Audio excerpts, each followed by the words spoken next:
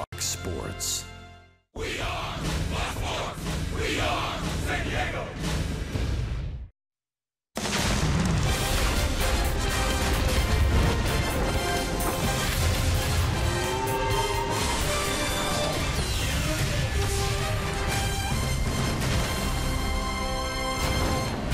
A great test tonight for the San Diego Padres as they welcome in perhaps the best in Major League Baseball. Not only the team and the Dodgers, but a pitcher in Clayton Kershaw, who is off the DL, active for tonight's game. And it's game one of a four-game series between the visiting Los Angeles Dodgers and the San Diego Padres from Petco Park in San Diego. Welcome inside the broadcast booth, everybody. I'm Don Orsillo, and welcome to Padres Baseball. Well, surprising news today as it was announced this morning that the Padres hitting coach Alan Zinter would be relieved of his duties. He was the hitting coach last season and this year until September the 1st. The manager, Andy Green, weighed in on why the decision was made. As the season unfolded last season into this season, I began to get a growing conviction that there was going to be a change needed in that area for us to get to where we wanted to go. And as painful as that is to make that change, I kind of feel that obligation to the organization to act on the convictions that I have, not laying anyone's performance at his feet, not looking at any statistical measure saying he didn't measure up because of that. We understand where we are in the building process, and it's more just a conviction I have that somebody can get us further faster. Well, we welcome in Mark Grant, and we shift to tonight's game, where tonight the Padres have a tall task in dealing with Clayton Kershaw, who's fresh off the DL, but he's still Clayton Kershaw. I think you hit the nail right on the head, Don. It's going to be a test for these Padre hitters, and Clayton Kershaw wouldn't toe the slab ton if he was not 100%. He's had his rehab start and 16-6 record against the Padres with a 2 ERA. Yes, he is one tough customer. What makes him good? The slider down and in, the fastball location. This season, and then versus San Diego, before he went on the DL, 5-0, a .47 ERA, only 2 earned runs in 38 innings pitched. Once again, he's going to be on a pitch count, 5 innings, maybe 75 pitches. So hopefully the Padre hitters can get some good pitches and do some damage early against Clayton Kershaw.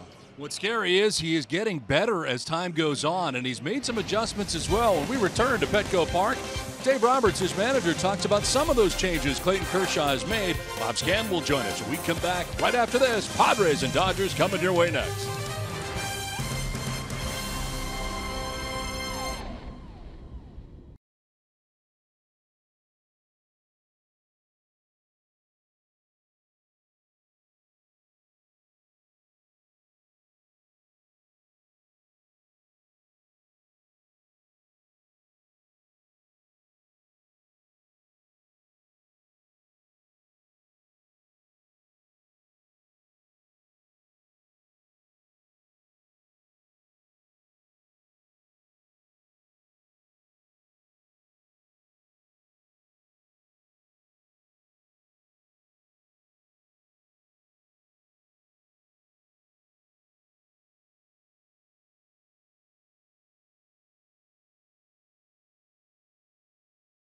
Well, so he is going to be fastball slider, but to make the best pitcher in baseball, to have a couple more weapons, I think is going to only make him better.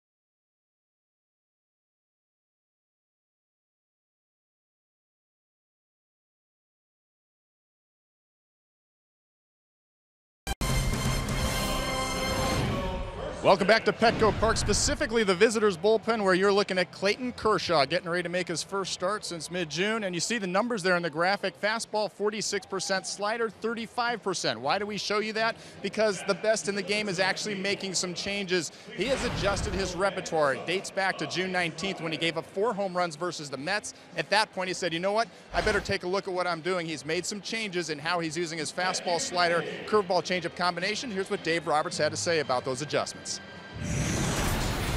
Clayton obviously is known for his slider.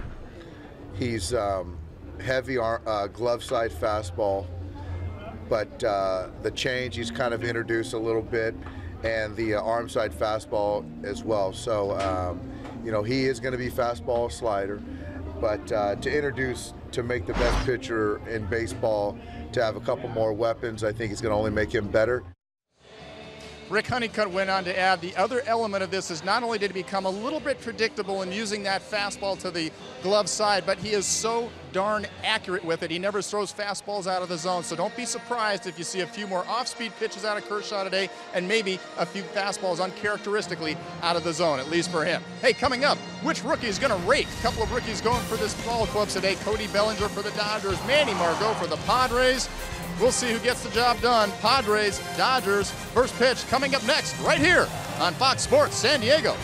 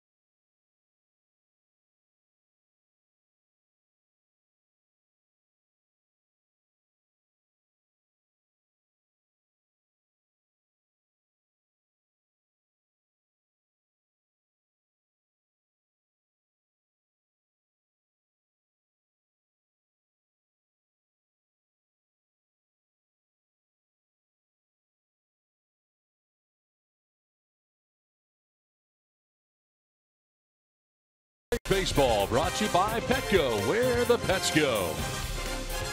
By Tough Shed. For more than great sheds, check them out at toughshed.com. And by Father Joe's Villages. Call 1-800-HOMELESS or visit neighbor.org to take a tax-deductible donation of cash, cars, or furniture. Now the Dodgers are here, the first of 4 tonight from Petco Park in San Diego, as the Padres welcome the Dodgers. And it's time now for the weather report, brought to you by your always sunny San Diego Honda dealers. 83 degrees to get it started. Northwest breeze at 8 miles per hour. The forecast partly cloudy for the remainder of the night. And warm here today, and still kind of warm tonight. 83 degrees to get it started. Now Dave Roberts and the Dodgers are in town for the first of 4. Of course, we'll play a day-nighter here tomorrow, and a look at their lineup brought to you by Hyundai. Chris Taylor leading it off, and at shortstop with Curtis Granderson, the newcomer in left field. Justin Turner at third base with Cody Bellinger at first base. Yasmani Grandal, the catcher. Yasiel Puig in right. Chase Utley at second with Alex Verdugo, who's now at center field. He'll bat 8th. And Clayton Kershaw, the pitcher, batting out of the 9 spot. On the mound is Dinelson Lamet. It'll work here to Chris Taylor to start the ball game. And the first pitch of the game in there for strike one, and we're underway. 17th start of the year for Lamet. I'm excited to have Lamet pitch against these Dodgers. His strength, that slider we talk about, it's a wipeout at 143. That's one of his strengths. He needs to break it out early for a strike. Getting ahead with the fastball is not a bad idea as well. Jumps ahead here 0-2 of Chris Taylor. Tried to hold up. They will check, and he went around, says Alan Porter. So Taylor strikes out. Good start for Lamet. One down here in the first inning. Well, I believe we just witnessed our first uno dos, adios, as Taylor clearly goes on that one. Lamet making short work of the leadoff shortstop for the Dodgers. So one down, and brings up Curtis Granderson. 23 home runs, 60 RBIs, and a .217 average. Combined numbers between the Mets and the Dodgers. And Granderson will take a strike over the outside corner. 5 for 41 in a Dodgers uniform, hitting at 122 in his first 11 games with LA. And he has struck out 15 times, so kind of a slow start to his Dodgers career. What a great addition, though, huh? Curtis Granderson in your lineup, the veteran presence. And a tremendous addition for the Dodgers. He will take the strike. Thought about swinging, but finds himself down 1-2. There's that early slider from Dinelson that we were just talking about. He'll get away with that high slider, too. Dodgers have lost 5 straight games. There's a liner down the right field line, foul. Let's check out the Padres defensively, brought to you by Lincoln. Left to right across the outfield, it is Jose Pirela, Manuel Margot, and Jabari Blash with Corey Spangenberg at third, Yangervis Solarte at short, Carlos Suaje at second, and Will Myers at first. Popped up foul off to the left, and that'll get into the seats.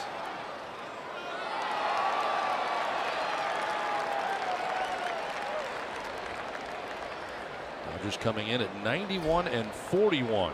They already have 91 wins on the September the 1st. And the sky's falling because they've lost 5 in a row. Yes. Swept by the Arizona Diamondbacks. It's nice to have that cushion when you have that little skid, huh? Absolutely. So I'm wondering if they kind of peaked at the wrong time. You know, that's always a conversation for a team that is as successful as they are. I think every team, Don, as we take a look at the beautiful watercolor sky this evening at Petco Park, you look at every team that wins a division that has a great year, there's a little bit of a skid in there somewhere. Look at this guy back that could put an end to a skid in a hurry. Popped up. Left side, Solarte, the only guy on the left side, will make the catch. 2 down. Time to check out defensively tonight for the Padres. It's brought to you by Ford. Left to right, Pirela, Margot, and Blash. Spangenberg, Solarte, Suaje, and Myers. With Hedges doing the catching for Lamet. Don, remember last year the Cubs had their skid before the All-Star break, remember? Yes. And what do you know? After the All-Star break this year, the Cubs are playing better. And here's Justin Turner, who has played great all year long. 327, 17 homers, and 58 runs batted in. Take a hack at the first pitch and foul it back. Keep an eye on the velocity and location of the fastball from Dinelson Lamet. During this 5-game losing streak for the Dodgers, part of the problem has been a lack of scoring runs. They've scored just 13 runs in the 5 games. Check swing foul off to the right, and Lamet ahead here 0-2.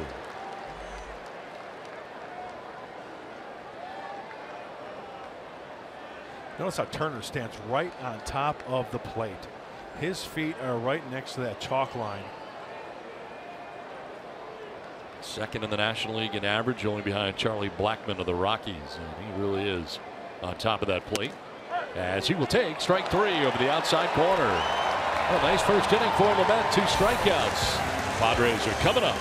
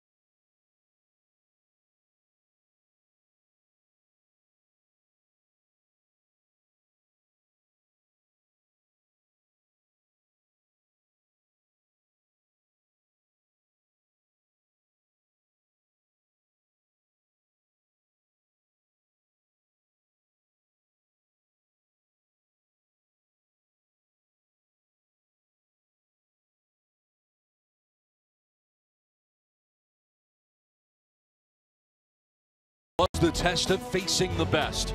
Tonight, the Padres get their shot at Dodgers ace Clayton Kershaw, who returns from the disabled list in time for the final month of LA's historic run through the regular season. The Padres, meanwhile, aren't about to back down, having already earned victories this season over elite arms like Madison Bumgarner, Zach Greinke, and Corey Kluber. Can they spoil the welcome party for Kershaw? Oh, the challenge begins now. Clayton Kershaw on the hill for the Dodgers. A welcome sight for Dodgers fans, no doubt, as he returns tonight. And ready to deal with the top of the Padres order. 22nd start of the year for him. We check out the lineup for the Padres, brought to you by Toyota. Manuel Margot in center, Carlos Azuaje at second base, Jose Perella in left, Will Myers at first, Jan Hermes Solarte at short, Jabari Blash in right, Corey Spangenberg at third, Austin Hedges doing the catching for Dinelson Lamet, who bats out of the 9th spot. And first pitch in there for a strike to Margot. Manny Margot, 268 average coming in.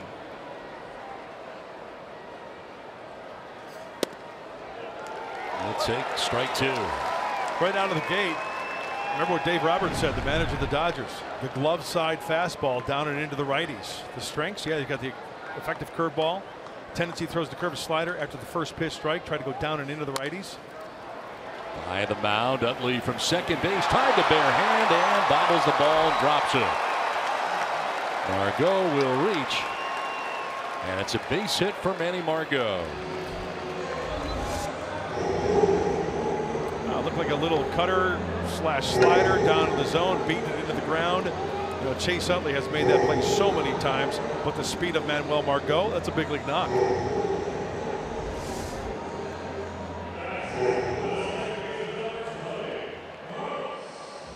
So lead runner on, and it brings up Carlos Azuaje. Azuaje hitting at 279 coming in. Settled into the 2 spot in the order and to second base for San Diego. A little tardy on the fastball. 279 average, 3 homers, 17 runs batted in.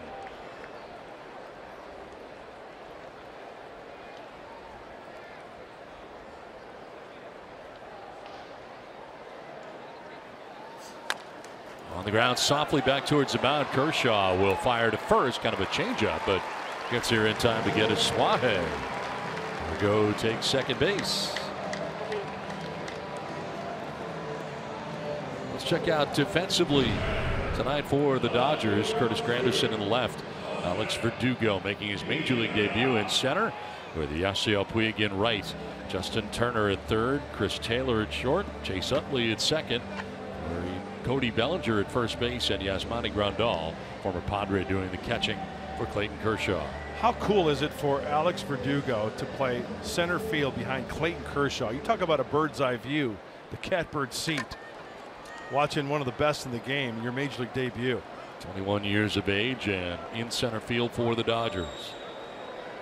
There is Jose Pirello, the runner at second, and we'll take a look at a strike over the outside corner. Set safely in 9 of his last 11 games. Overall, 292, 9 homers and 34 runs batted in for Pirello. Hitting a 268 against lefties on the year.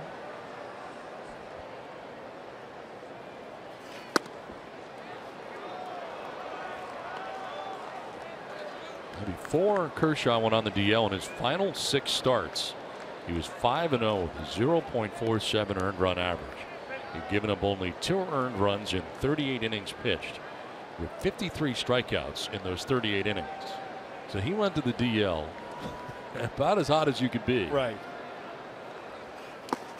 And a bounce in for ball 2. And you know, we talk about home road splits as well, Don. For Clayton Kershaw, he looks at the road and he just laughs in its face. 6-1, a 1.79 ERA, 8 road starts this season.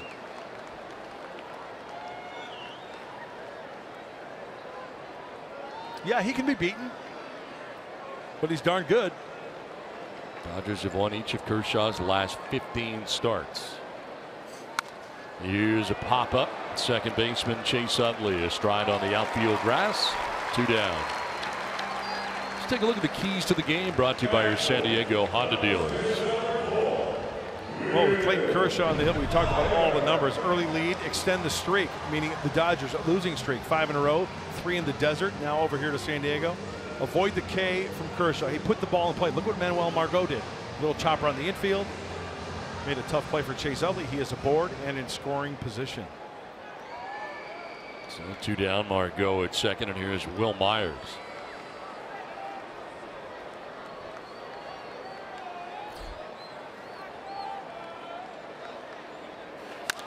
On the ground toward short, Chris Taylor coming in on the run and in time as Kershaw pitches his way around an infield hit. Scoreless after 1.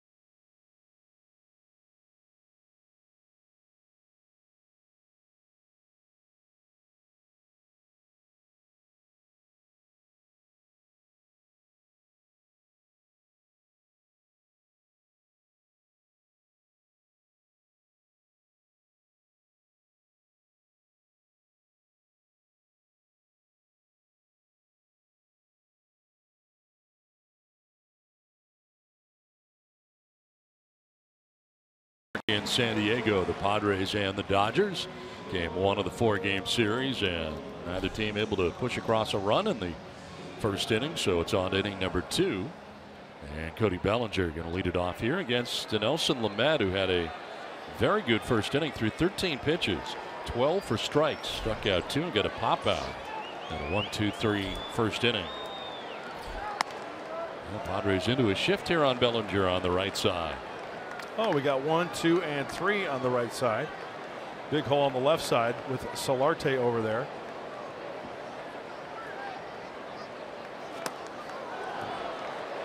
Healthy hack there by Bellinger on a pitch down and in. Be interesting to see tonight with Dinelson Lamet on the hill. You know, the strikeout.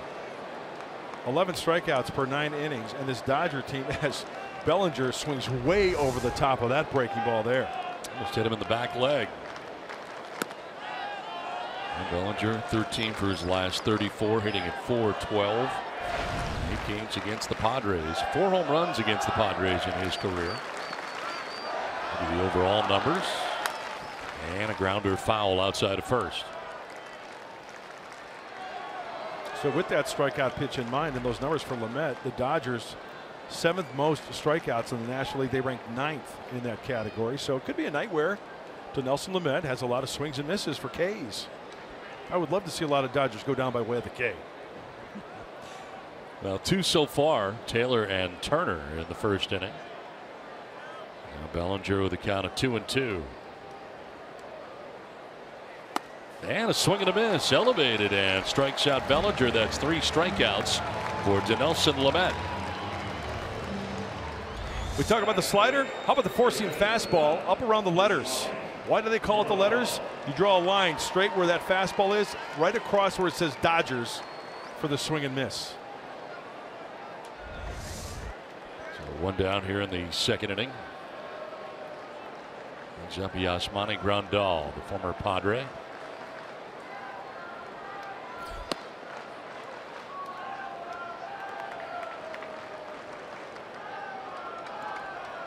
Grandal with 18 home runs on the year. Lays off and takes ball 2, 2-0. 49 runs batted in for him and a .263 average. Into his 106th game of the year.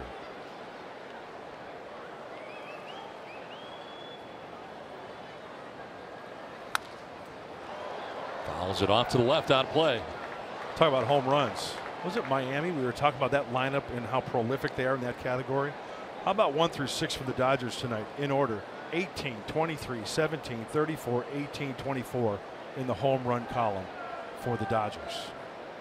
They spread it around pretty good.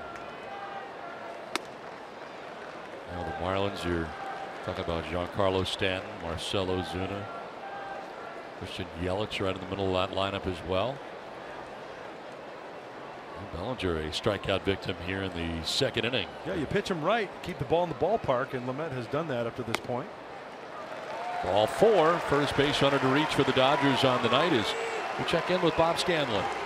Well, thank you, Don. It's September 1st. You know what that means, September call-ups. Let's take a quick look at who the Padres did call up. First of all, Kyle McGrath, who we've seen before, the left-hander, Jose Valdez. Eric Ibar being reinstated from the DL. That'll give a chance for Andy Green to give Yangervis Solarte a little bit of a breather over at shortstop. And also, Jordan Lyles. You may remember that name from the Colorado Rockies. He's been over in El Paso with the Padres for the last couple of months, trying to get back into the starting situation, and indeed he will get the start in game number 2 tomorrow. So that's just the start of it, guys. More names to come. All right, thanks very much, Scan, as this one is driven to center field off the bat of Puig, but Margot out there with plenty of room to make the catch for out number 2. The El Paso Chihuahuas are just a game out of the postseason picture, so it'll be interesting to see whether they make the postseason. If they do, and go into the postseason, they'll keep a lot of those guys. I think there'll be a lot more guys coming after that. Guys you would imagine like the Hunter Renfroes, the Dusty Colemans, and others. The way I look at it is this: hey, if you are good enough to make the playoffs, have at it. Win at the AAA level. And you know what? Fewer players now at this point. Doesn't get all crowded in the clubhouse. And with the core that they have now, they will get some at-bats and some playing time. Before that, plethora of players. Ryan Schimpf may be one of those guys as well. Not seen for a while. Last year, of course, it was after they won the championship. We saw the Hedges, Margots, and Renfroes who joined the Padres. Chase Utley batting with 2 down here in the second inning.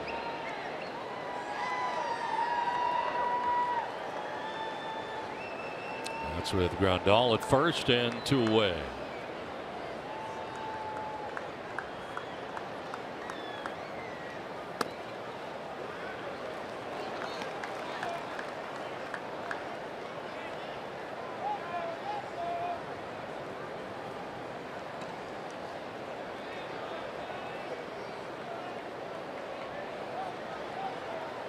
There's holding on, Grandal at first base.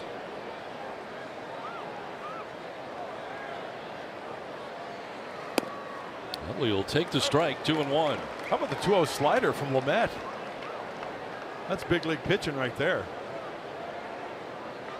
Be a nice goal for Dinelson tonight as we take a look. Taken right down the middle. How about no 3-ball counts? Hey, can it happen? Sure.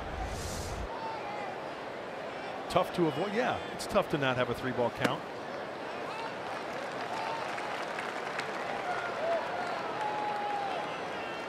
It's 3-1 now to Utley. That's Verdugo waiting on deck in his major league debut. About to get his first big league at bat. Might throw him another breaking ball here. I mean, he knows there's a rookie on deck. Rookie against rookie, Lamet. Ball 4, and now 2 walks in the inning lead the 2 Dodgers on base. MLB.tv every night, every device. Watch every out-of-market regular season game live. Plus get a free subscription to @Bat Premium, the #1 app for live baseball. Blackout and other restrictions apply. Visit MLB.tv for details. So 2 on, 2 down, and here is Alex Verdugo make his first major league plate appearance. A crowded outfield for the Dodgers. You get Granderson, Taylor, Puig, Hernandez, occasionally Bellinger when he's out there.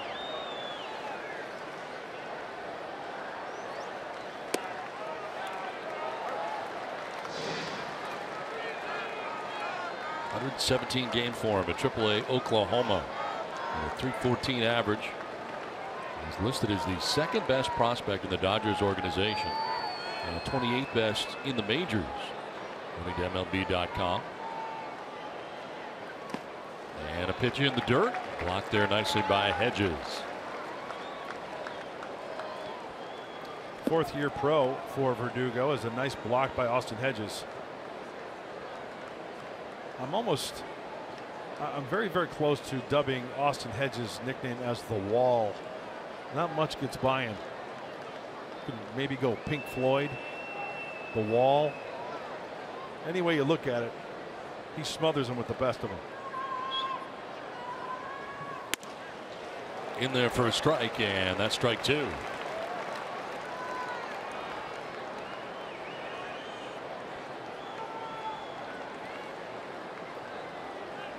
Verdugo recalled prior to tonight's game.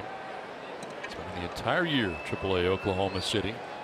.314 there, 6 homers, 62 RBIs.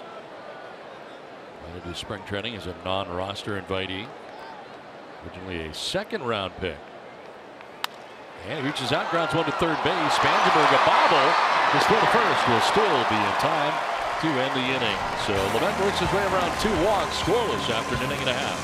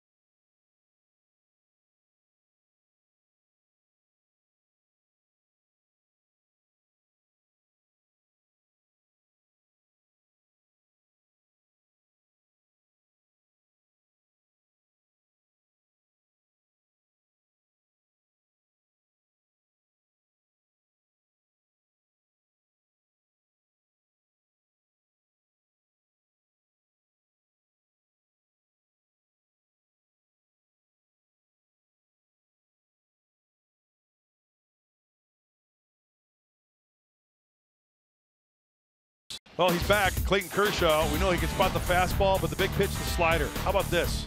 46% of his strikeouts this year via the slider. Got to get 2 strikes, right? He can spot the fastball. He can throw the curveball, the slow curveball. But where is that area where he likes to get the righties? Down and in.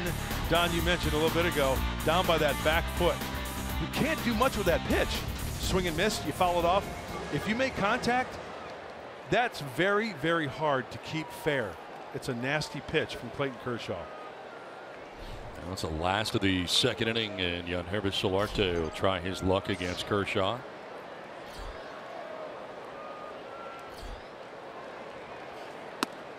He'll drop in strike 1 to Solarte.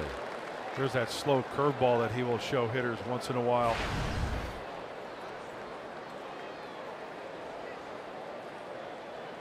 Solarte, Blash, and Spangenberg featured in the inning. And we're told around 75 pitches is what they're hoping for tonight from Kershaw. His return off the DL.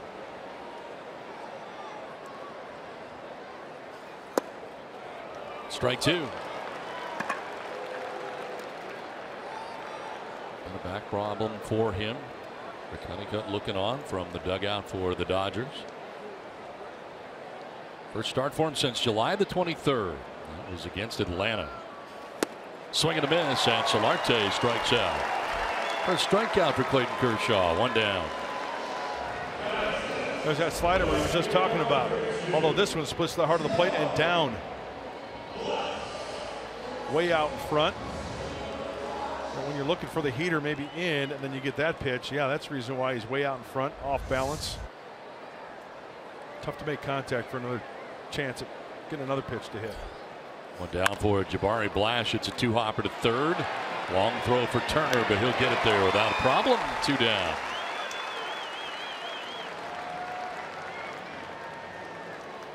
Well, Kershaw, who has 1 strikeout in tonight's game, one of the all-time strikeout guys in Major League Baseball. Here is a look at MLB's all-time leaders. Strikeouts per 9 innings at 9.87. Randy Johnson, Max Scherzer, Pedro Martinez. Yeah, and he's not one of these pitchers like Randy Johnson who threw 100, right? Max Scherzer, he can get it up there. Nolan Ryan, we know all about. You know, he still has good giddy up on the fastball. He's going to hit 93, 94, but it's not like triple digits. 2 down for Corey Spangenberg, and he'll foul it back. An aggressive approach here so far for the Padres, but you get it. I mean, you don't want to be in a situation where you're down 0-2. I say if you get that fastball early in the zone for a strike, I think you have to offer at it. And if it's up in the zone, good chance of getting on top of it to hit it on the line rather than underneath for a fly ball.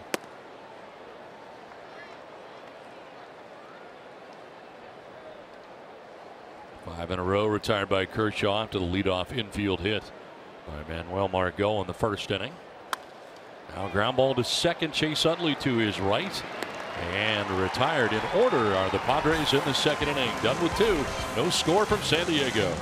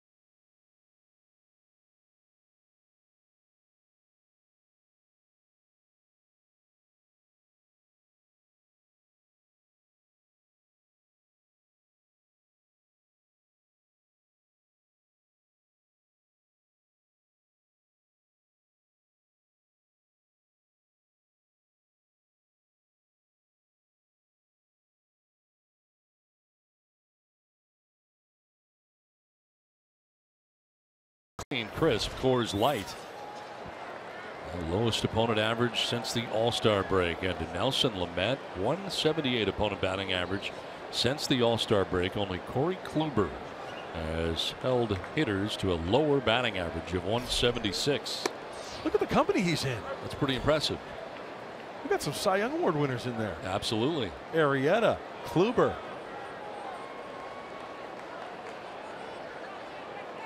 Clayton Kershaw leading it off. Kershaw 6 for 40 on the year. Hitting at 150 homers, 2 runs batted in.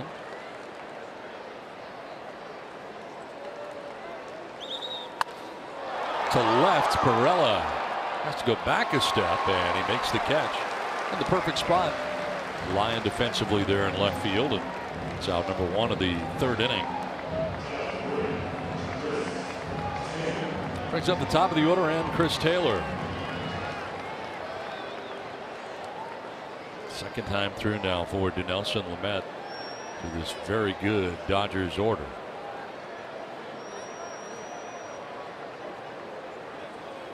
How about Justin Verlander? He got traded. He's going to help out the Astros. Cy Young Award winner in that group also for Lamet. It's quite a pickup. Sure is. I think it's huge. And Chris Taylor struck out swinging in the 1st inning. Especially the way Verlander is pitching right now. He's back to pitching like Verlander. Fly ball down the right field line. Over his Blash, but no play.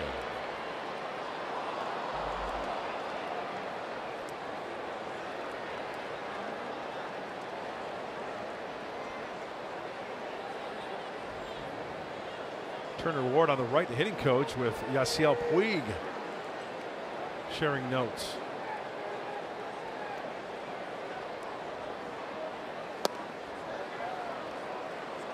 Didn't go, says Alan Porter, first base umpire, and it's 1-2. Taylor struck out swinging in the 1st inning, 1 of 3 strikeouts on the night for Dinelson Lamet.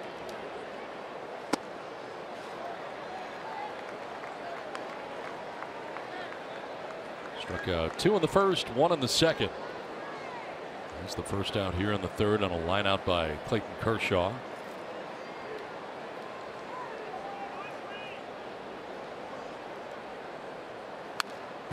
Foul back to the screen. We'll do it again, 2-2.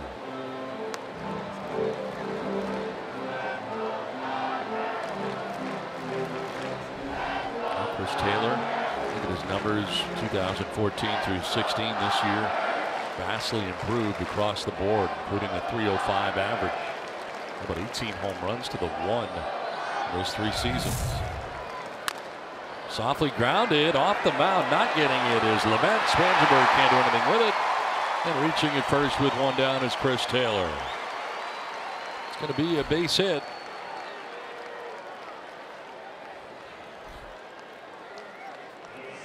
Well, good news, bad news. The good news is Lamet makes a good pitch. The little chopper, that's the bad news. Spangenberg has to race in the 2-hopper, 3-hopper, bare hand. Cannot find the handle. And to elaborate on Taylor, I mean, more reps, more ABs, and then put in this lineup. I think that, I mean, nothing against, I mean, he's a heck of a talent. He's a darn good hitter. But when you're in a lineup like this, I think that helps matters as well. Fair amount of protection in this lineup.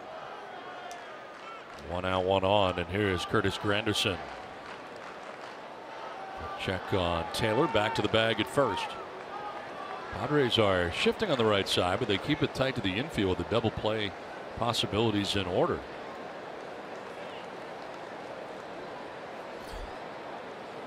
Granderson still with pretty good speed.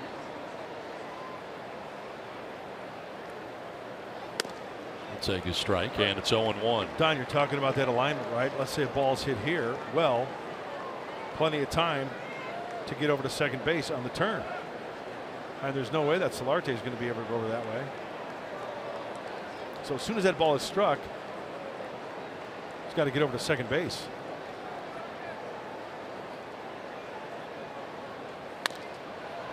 High ball foul down the left field line, out of play.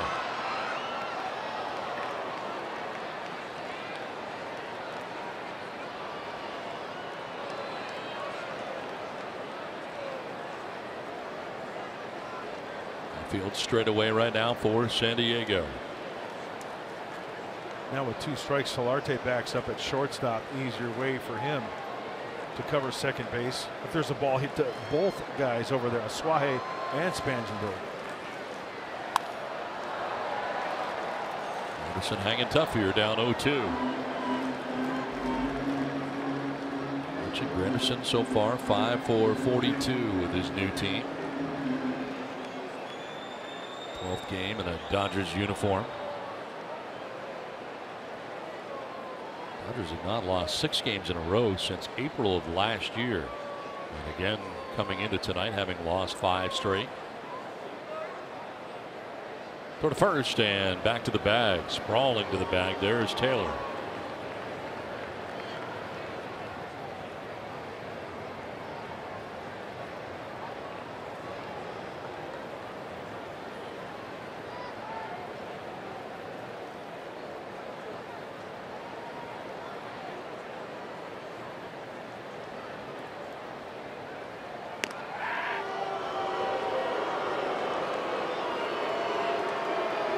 Couple checks by Lamet, trying to keep Taylor close. 15 out of 18. Myers playing in front of him off the bag. And Granderson fouls it off. Closed captioning for tonight's game is brought to you by Wiener Schnitzel.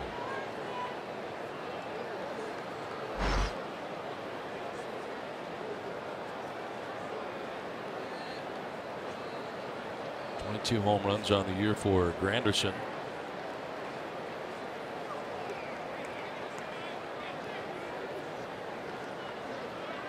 .300 home runs in his career.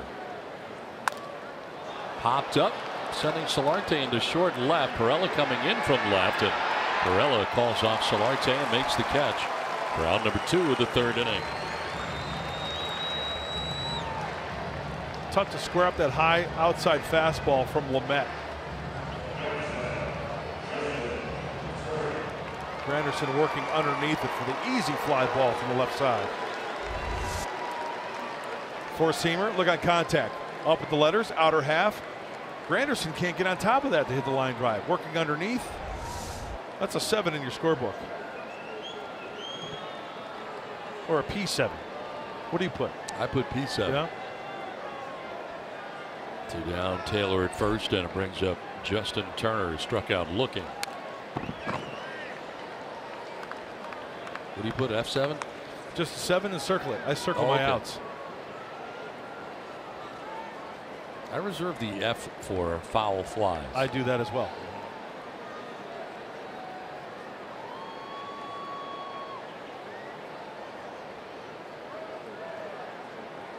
One of 3 Ks for Lamet in this game was Turner in the 1st inning.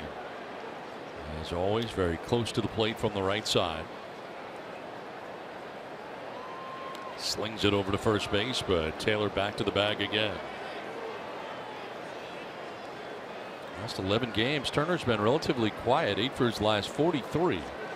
Hitting at 186. As mentioned earlier, 2nd in the National League in batting average to start tonight's game. Hitting at 327. Only Charlie Blackmon with a higher batting average. Runner goes, pitch a strike, and the throw is in time. Chris Taylor caught stealing. Carlos Aswahe covering at second base. Nice throw by Hedges. Taylor trying to steal second base, and he is thrown out at second base. No score after 2.5.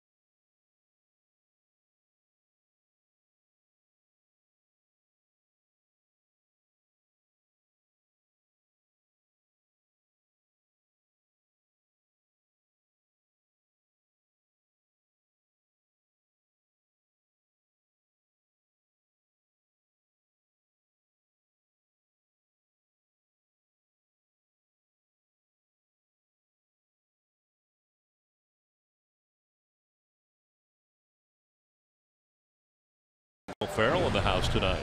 Yeah, is he dyeing the tips a little bit there? Or is he dyeing the sides gray? I would lean towards the tips, actually, looking down. I don't think you'd go with the gray on the side. He must know somebody to get those seats. Well, here checking out Padres-Dodgers, game 1 of a 4-game series. And leading it off is Austin Hedges here in the 3rd inning. 6 in a row, retired by Clayton Kershaw. And a grounder foul outside of 3rd. First pitch fastball offering. Kershaw doing a fine job as far as pitch count is concerned. First pitch strikes to 8 of 8. And that was number 19 on the night as he starts his 3rd inning of work.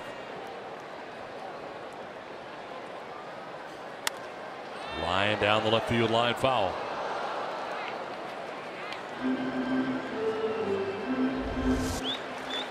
Oh, this is nice. That's what a Clayton Kershaw curveball looks like. And still,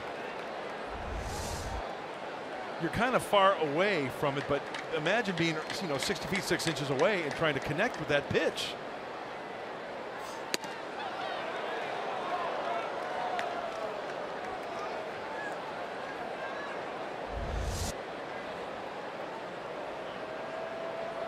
You know what that shot reminds me of?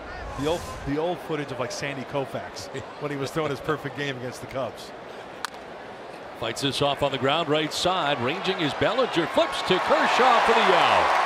Nice play on both ends. Bellinger to get over towards the second base side at first.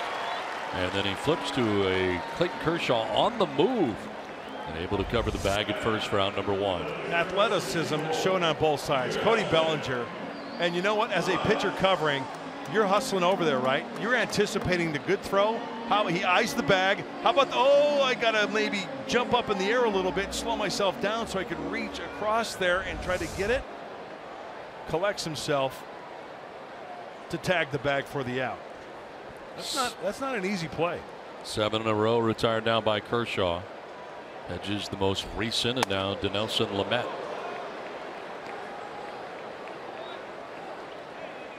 2 for 28 at the plate. I think at 071 coming in. No homers, no runs batted in for Dinelson. Chops it left side, and it's picked at 3rd by Turner on the half hop. And he throws out Lamet. 2 down here in the 3rd inning.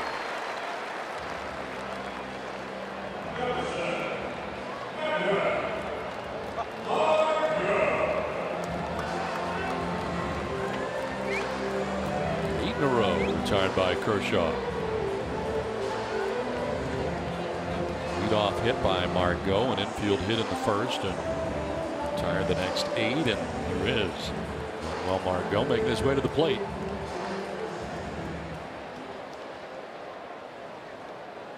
Infield hit in the first.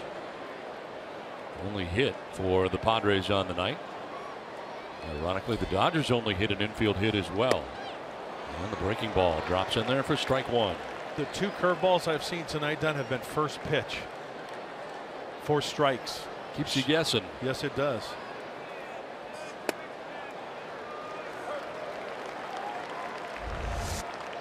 Ooh, look at that curveball.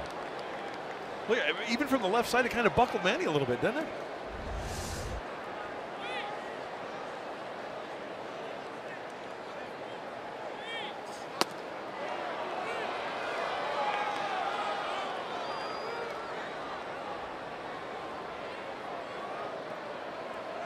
Field deep and straight away on Margot.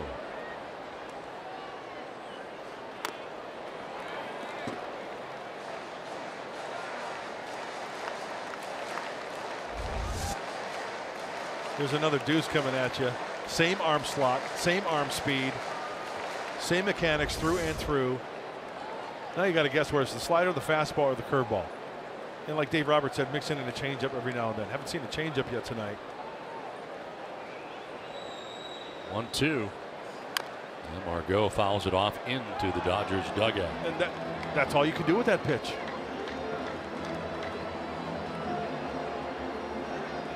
Most multi-hit games by rookies, 33. 6 more than Josh Bell, the Pirates. Bellinger with 24. 1-2 pitch. And a grounder foul again.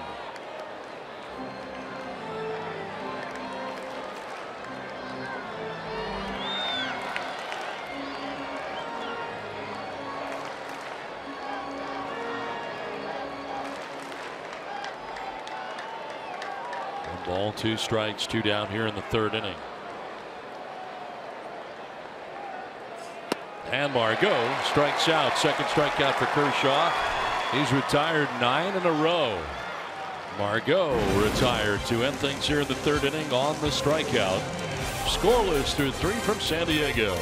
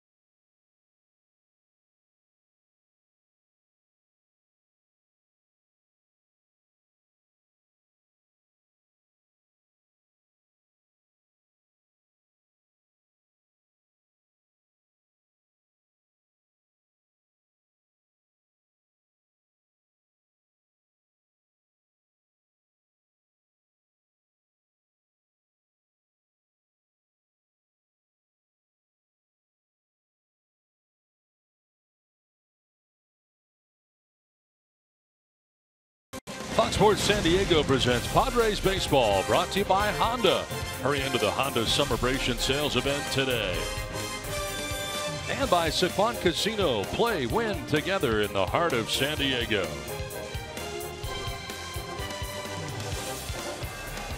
Fourth inning, Padres and Dodgers in a scoreless ball game, and Justin Turner to lead it off, followed by Cody Bellinger and Yasmani Grandal. Turner struck out looking in the 1st inning. Mark Sweeney along with us here for the middle innings, and as far as Kershaw goes, looks like same old Clayton Kershaw. Well, I tell you what, we've heard 75 pitch count tonight, and he is making it very economical tonight. Obviously, you're looking for that breaking ball, especially coming off the disabled list. I think that's the determination of how healthy he is. He's incredible. And I said in our pregame show, he's not going to toe that slab unless he's 100% healthy. He wants to help his club. He wants to get back in the mix this last month of the season. And it seems like he hasn't skipped a beat right where he left off. And you know, it was interesting too, that last inning with the play with Bellinger, you know, covering first base and the weird awkward throw. We're comfortable getting over there to center, and that's going to get in for a base hit for Justin Turner. Nelson Lamet's been very good so far tonight. We'll take a look at the sequence to Cody Bellinger back in the 2nd. Well, sometimes pitchers have patterns, right? There's a pattern here. Fastball, slider, but look, up and away, down and in. Fastball away. Slider over the plate. Something he could hit, but he fouls it up, and then he goes up the ladder for the strikeout. So fastball, slider, put him away with the high heat.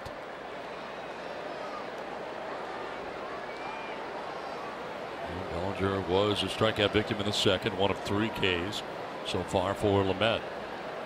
Padres in a shift, but they keep it tight to the infield. A double play possibility. Oh, bounce in, picked on the backhand by Hedges. You know, guys, watching this and moving forward, I think the biggest thing and an attribute that this Dodgers team has is the adjustments in game. We've seen that from the Padres side, but I think that's what makes this lineup dangerous. Dave Roberts understands how important it is to adjust after those at bats. Something to watch for.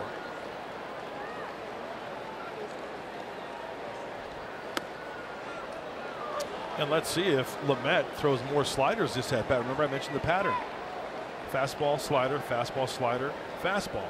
There's a slider there. Does he double up on it? Is Bellinger thinking, okay, he's going to try to slip a piece of cheese by me? He'll throw that fastball behind, or the slider behind in the count and even in the count. A very defensive hack by Bellinger there, trying to look for that slider, trying to guess with him. I always like to look at the body language and the facial expression of a hitter, and that tells a lot, like what you were just saying. Sure does. There's a lot of thoughts when you get out of that batter's box of how you're going to lock it in, especially with 2 strikes.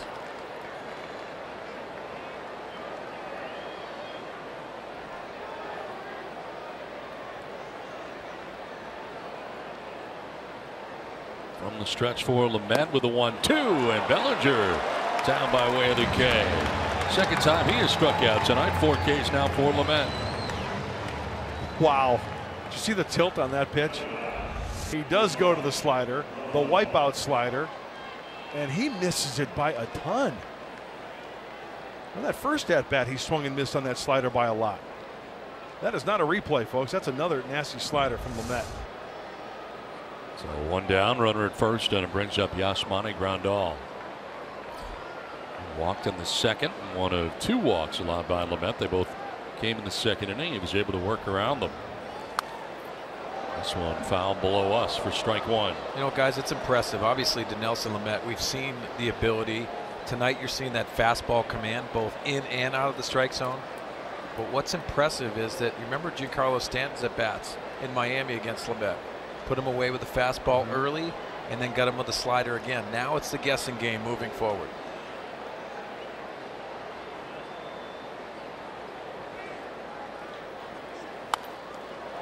Popped up foul out of play, 0-2. The Dodgers getting a look at him here, second time through now. Grandal now, Puig next. That coming in 7-5 with a 4.60 earned run average. 17th big league start for the right-hander.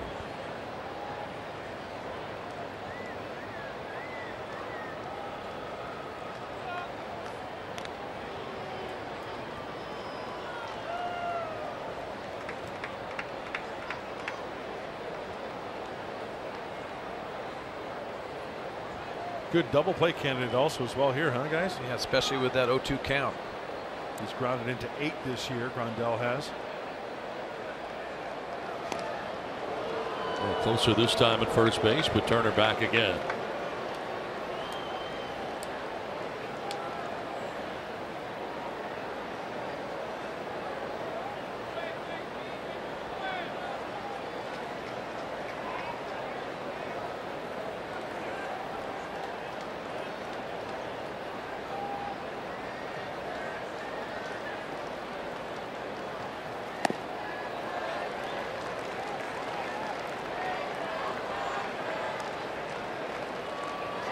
Allowed 1 earned run in 6 innings and took a no decision in that 2-1 11-inning loss to the Marlins last Saturday.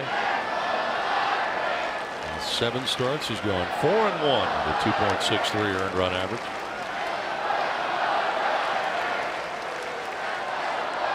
Ahead of Grandal, 1-2. Elevates again and evens the count. I was just going to say, if you're going to throw a fastball and make sure you get it in there, don't let that ball leak. Even though he misses up and away, evens the count, still has 2 strikes.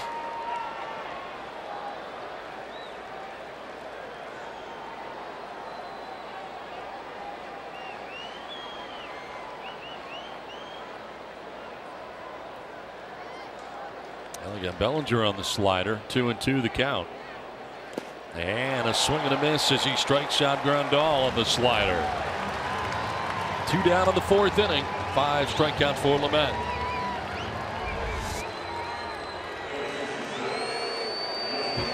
Once again, that's about a good 1.5 feet. And credit Austin Hedges for smothering and recovering that one, keeping the runner at first base. So Turner led off with a single to center, still at first with 2 down. And it brings up Yasiel Puig. Slide out to center field in the second inning, 0 for 1.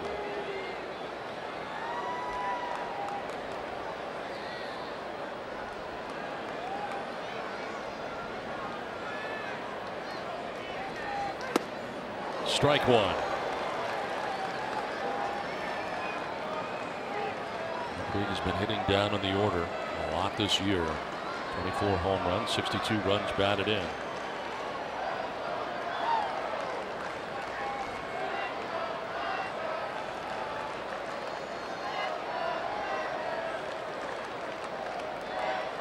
Tonight he bats 6th in the order for Dave Roberts. And the Dodgers have a 5-game losing streak coming in, and having lost 3 straight to the Arizona Diamondbacks. 0-1 on the outside corner for strike 2. You know, guys, we talk about glove side command with the fastball. Put that in a bottle and put a cork in it, because Dinelson Lamet is going to win a lot of ball games in the big leagues if he can master that pitch 7, 8 out of 10 times. Yeah, you look at the last 5 starts. I think that's been the big command adjustment that he has made, that fastball glove side. And if he has something to go with along with that slider, you can make mistakes with that slider and still get away with it. Big thought about it, but a pitch in the dirt here makes it 1-2.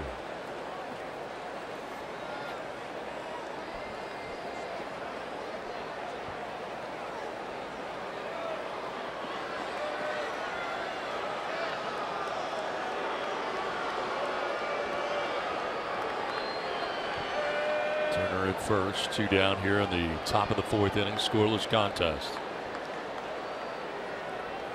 A short lead at first base for Turner. Standing right behind Will Myers.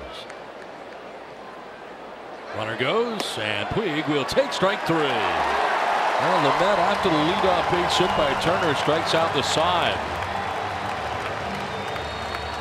So it is Cody Bellinger, Yasmani Grandal, and Yasiel Puig all down by way of the K. Scoreless.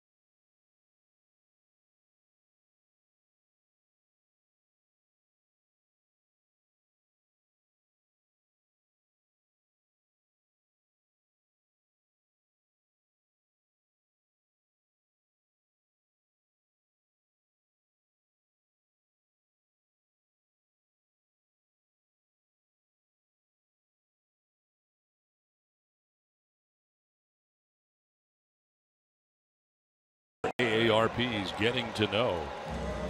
We'll get to know Clayton Kershaw. Play baseball with Matthew Stafford at Highlands Park High School. And Matthew Stafford just signed that big deal along with Clayton Kershaw. How about that high school? Some athletic talent. Now, last of the 4th inning, Carlos Suaje leads it off and chops one foul outside first. It's a lot of aggressive first pitch swinging here against Kershaw tonight. As you said, Don, those first pitch strikes will make you swing early in the count. You don't want to get embarrassed by Clayton Kershaw.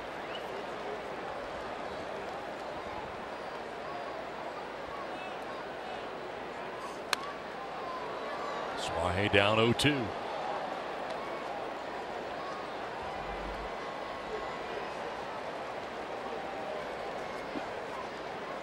Swahe grounded back to the mound and to Kershaw back in the first inning.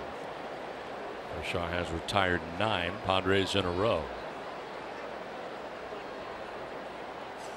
Swing and a miss, and that's strikeout number 3 for Clayton Kershaw. There's some waiver wire deals going on in Major League Baseball the last couple of days that have made some teams better. Justin Verlander acquired by the Astros, and he is pitching, as I said earlier, a lot like Justin Verlander again. 5-1, 2.32 earned run average last 9, and former Padre Justin Upton on the move, as is Brandon Phillips going to the Angels, and the Angels in the wild card mix. So both these teams appear to improve here on a couple of very good moves. Mark, I'd like your thoughts on this, but when I first heard the news about Verlander, here's the first thing I thought of. Justin Verlander walking in that Houston Astros clubhouse and guys going, yes. Yeah. Secondly, with the way the Angels, as far as they're in the lower third as far as home runs scored, right? That helps with Phillips and Upton score some runs down the last month, right? I agree with that. If you think about the Justin Verlander thing, first of all, what Houston is going through as a city and the uplift of what that brings, just the diversion of it, I love the move. That being said, Dallas Keuchel, the 2015 Cy Young Award winner, goes into the number 2 spot because you have a big game pitcher leading that staff. That is huge. As for the Angels, obviously we know what Upton can do. He can power the baseball, playing very good defense, and adding Brandon Phillips with clutch hitting at second base. Mike Trout's been struggling. You know that's not going to last too much. But adding that and stabilizing that lineup is pretty impressive. I think the American League is up for grabs. I really do. I think that's where the Angels said, we need to take our opportunity. We need to take our chance. And I love that. Time is now. Let's take a run. And as far as Verlander goes, I remember Dallas Keuchel being fairly, I don't know, his comments after the trade deadline came and went. They didn't add a big name starter or a starter really of the ilk, certainly of Verlander. Well, now they got him. As this one swung on and missed, gets away from Grandal. He's going to throw him out and does. And Pirello's out number 2 of the 4th inning. It is bunched up right now. The wild card scenario, as you take a look at the West, it's been over for a while. The Astros running away with it, but as far as the wild card goes, the Yankees right now on top by a half game with the Twins right there. If the season were to end today, but you got the Angels a game and a half back, Orioles 2.5 back, and the Orioles right now are in the 12th inning against Toronto without a score tonight in Baltimore. Yeah, no, there's no shoe in there, even including the Yankees. Yep. No. So I think that's where you really are encouraged, the way both of those clubs have positioned themselves moving forward to go for that run. Rotations and bullpens, man. That's the last month of the season. I think that's when you look at, after all said and done, those teams up there, I think you're going to look back and say it was the rotation and that bullpen that got them down the stretch. 1 to Myers. We'll pop it up, foul back and out of play. It's 11 in a row retired by Clayton Kershaw in the last 3 by way of the K.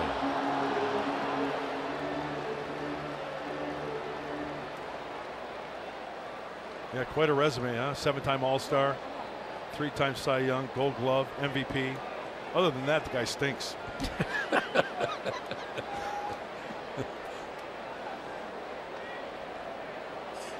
Myers strikes out, and Kershaw strikes out the side in succession. Done with 4 without a score.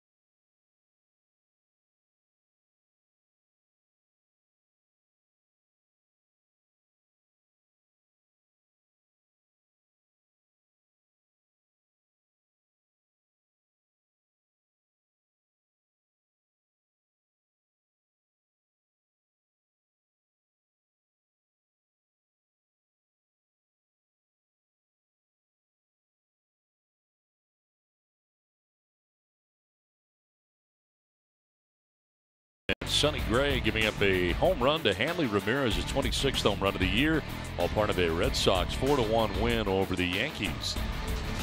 So with that win, the Red Sox back to a 5.5 game lead atop the American League East. And 2 games left in that series in the Bronx. Play along here at Petco Park in San Diego to the 5th inning without a score. Well pitched ball game, really both sides. Nelson Lamet, and right now for Clayton Kershaw's return to the Dodgers, has retired 12 Padres in a row. Chase Utley leads it off here in the 5th inning. Walked in the 2nd, one of 2 walks allowed tonight by Nelson Lamet. They came in the same inning.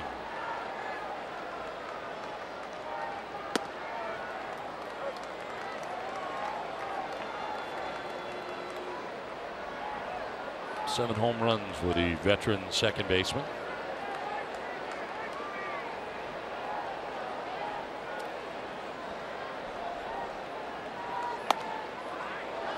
Strike 2.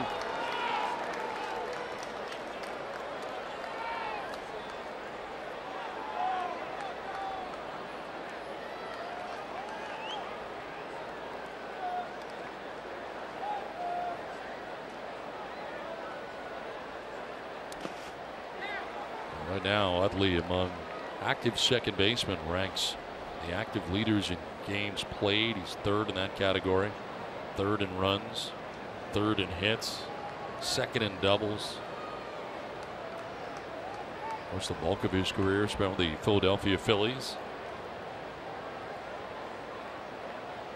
And he strikes out here. That's 7 strikeouts for Lamet and 4 in a row. Hey, next time you go to a restaurant, you want to honor Dinelson Lamet, order some sliders. He's ordering them up all night. These Dodger hitters having difficulty with it, swinging over the top, taking them for strikes. And then the last one we just saw, Chase Utley. Excuse me, waiter, I'll take the slider tonight. It's been a nasty pitch. One down here in the 5th. Verdugo, 2nd big league at bat, grounded out to 3rd base, first time up. This was a guy they were not expecting to call up this year, but he kind of forced the organization's hand with the way that he was playing at AAA, and here he is joining what is a pretty crowded outfield already for the Dodgers. Yeah, and it's pretty impressive. Obviously, 2 21-year-olds come and make their major league debut this year. Cody Bellinger when he first came up, and now you're seeing Verdugo. Talking some scouts, you're right, Don. He has forced the hand. And the adjustment he's made from last year to this year has been he's spraying the ball all over the field. And that's an adjustment a young hitter has to make. And he made it before he got that opportunity in the big leagues. You know what I noticed about his first at bat, and I don't know anything about Alex Verdugo besides the research that I did before the game, knowing he was in the lineup. But he took the first 3 pitches his first at bat, even to 2 strikes. He wanted to get a good look at Lamet. And look at this. Did he even swing the bat this at bat? Third walk given up by Lamet. Well, something interesting to look forward to in this game is trying to disrupt Dinelson Lamet. You could see Justin Turner with that walking lead trying to get into scoring position because Dinelson Lamet's stuff is that good. So watch the Dodgers. They have 64 stolen bases on the year. That's not too many, but they try to disrupt the pitcher by the fake breaks, early walking leads. One down, one on, and Clayton Kershaw swinging away, lining one into center field. To second base goes Verdugo, and it's first and second with one down, and Clayton Kershaw doing it all, pitching and now hitting with a base hit.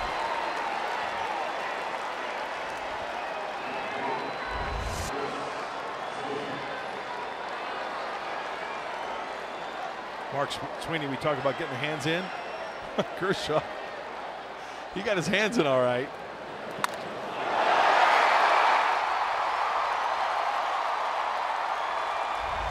Two on, one away. Top of the order, Chris Taylor coming up. Dodgers have stranded 3 so far through the first 4 innings. Chris Taylor likes that first pitch.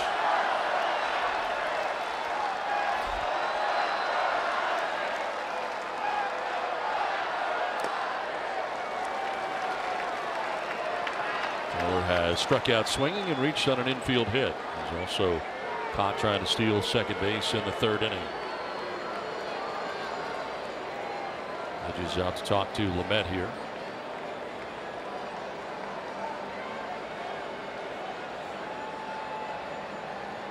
We saw it earlier in the game. He has proven that he will throw that slider even behind the count. This might not be a bad situation to do that. Yeah, he threw 2-0 earlier for a perfect strike. He's got tremendous confidence in that pitch.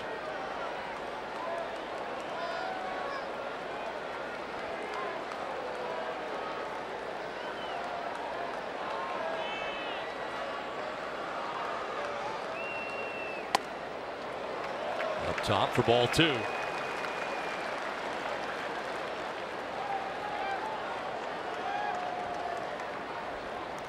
Third time around here, starting with Taylor. And the number is rising, 277 third time through. The opponent's lineup for Lamet. Working here with 1 out, a walk and a single. As 2 on with 1 away. And Taylor takes a hack at the 2-0. Now that's good right there. Pitching behind, 2-0 count. Just had that fastball in, and watch this slider. Very effective. And swinging underneath that pitch is Taylor.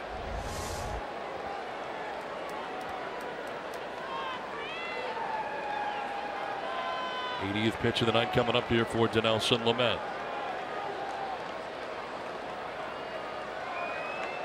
He might throw him another one right here.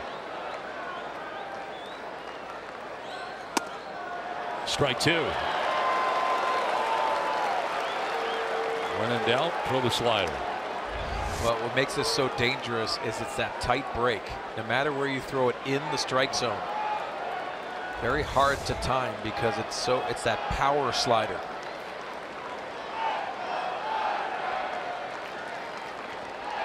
Verdugo at second, Kershaw at first, 1 down here in the 5th.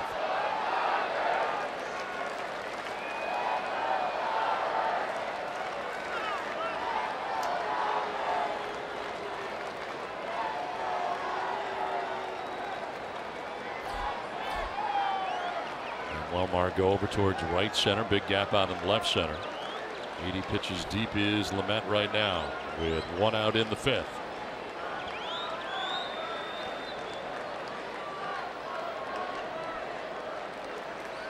Swing and a miss.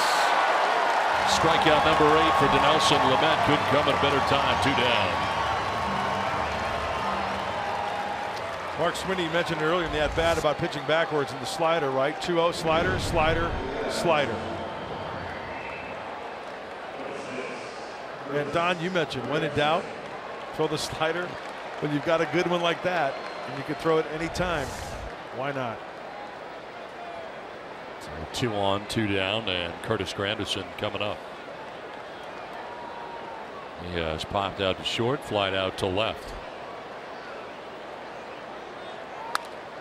Pops it up foul, off to the left out of play. Almost seems like these Dodgers are in between right now. They're trying to search for that slider, but they're off the fastball. That's a good thing for Dinelson Lamet. It's a tough way to operate. Sure is. And Granderson at 359 with 2 outs and runners in scoring position between his time with the Mets and the Dodgers.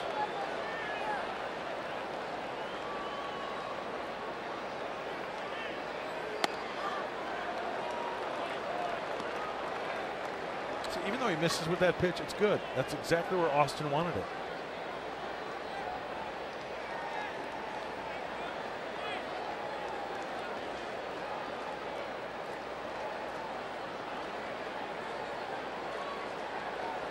Two down, runners at first and second here for LA. Top of the 5th inning. Pitchers duel to this point of the game. And Granderson on a check swing. Did he go? No. We'll check with Chris Siegel, third base umpire.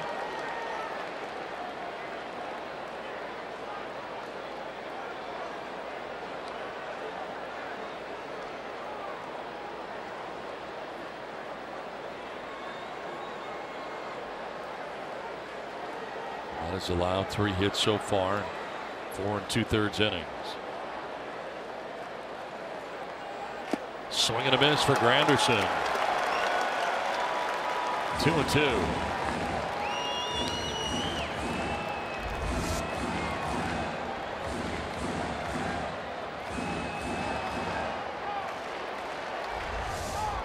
Fastball count, pulls the string.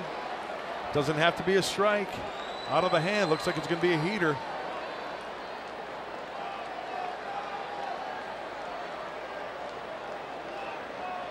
Verdugo at second, Kershaw at first, 2 down in the Dodgers' 5th inning. 2 balls, 2 strikes. Curtis Granderson.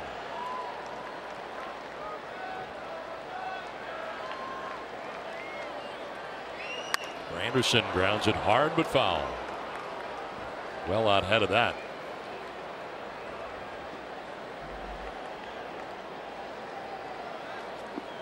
That's when you got to be careful if you try to backdoor it, because if you leak that over the heart, it speeds up his bat. That could be trouble.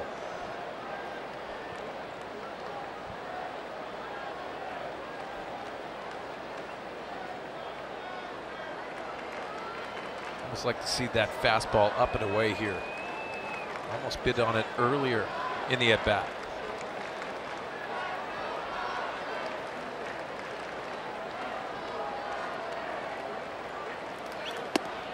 Strike 3 call. Granderson knew it. Takes with him the 9th strikeout for Dinelson Lamet.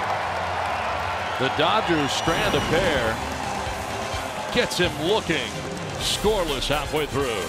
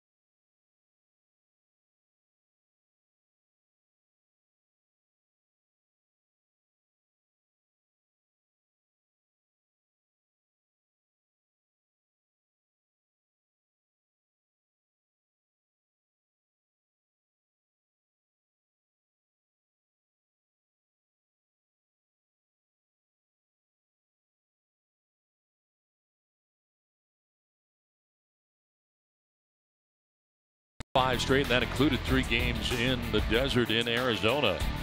And it was really the starters who got roughed up by the D-backs in that series. 10 2/3 innings, an ERA of over 16, and the Diamondbacks in that series hitting at .436, ended up going 0-3 in those 3 games. The starters really roughed up, and I guess as we start this September, Mark Sweeney, the question is, are you concerned at all about the Dodgers rotation, especially last time through? I would say no. I think they come in with high expectations into the year. Obviously, this stretch of games has been epic for them.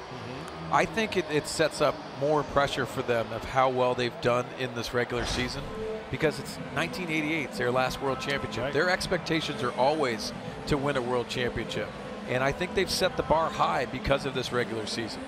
1988, this Dodger team, not this Dodger team, but that Dodger team, they hit like 250, but it was all pitching. That was when Oral Hershiser had his run, and I think it's a fluke. I really do. Now, is Hill and Ryu and Maeda come the postseason? Are they going to, twirl shutouts 3 in a row? Probably not. But I just think what we saw there, get it out of your system now. Well, the surprise was Rich Hill threw the no-hitter through 9 innings, ended up losing in Pittsburgh, and then he gets shelled in Arizona. Is that a concern? Yeah, for one start.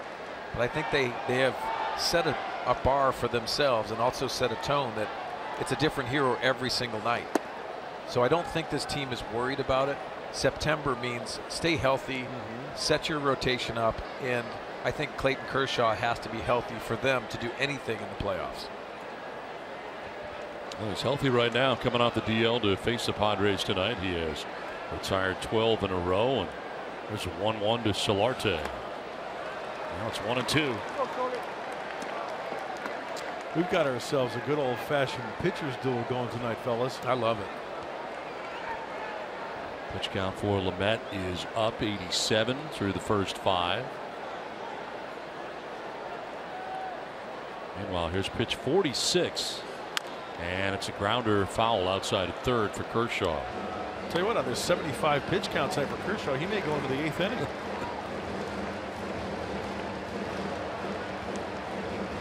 Well, the lowest ERA against the San Diego Padres all time. You're looking at him. Clayton Kershaw just at 2. Seaver second, 2.02. Lincecum was good. A couple of no-hitters. A couple no-hitters against the Pods.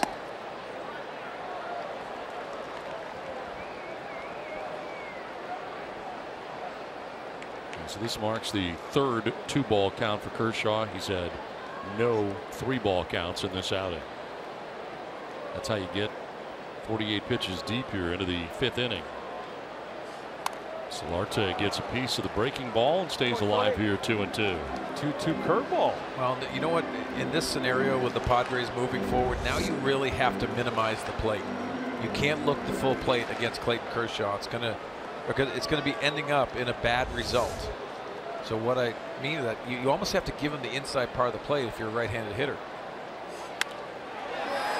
Deep short, diving is Taylor. His throw is a long one, and it's off the mark, pulling Bellinger off the bag. And Solarte's got himself a base hit to begin things here in the 5th. Breaks up a string of 12 in a row, retired by Clayton Kershaw. Well, 2-2 pitch, and you see Solarte fighting this off. What a play by Taylor. Playing a lot of outfield, and now with Seager's injury, he's playing short, his natural position. But Solarte getting down the line, and I love the reaction. Yeah, with the way this one's going, it's finding a hole here and there just out of the reach, trying to reach base. Remember, Manuel Margot started off for the Padres, infield chopper. Leon Hervis with his lead at first base. First time the Padres have had a man on since the 1st inning. And here is Jabari Blash. Swing and a miss for strike 1. Blash grounded out to the 3rd baseman Justin Turner in the 2nd inning.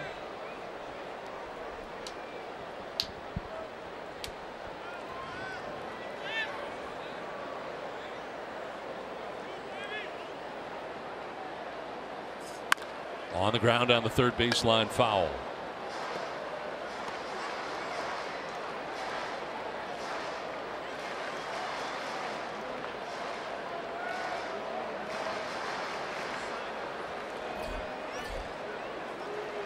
I would say that's a pretty good ratio. 51 pitches tonight, 40 strikes.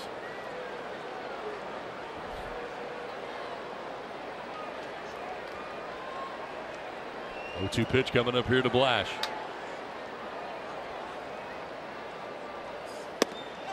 And Jabari strikes out looking. 6 strikeouts for Kershaw, 1 down here in the 5th.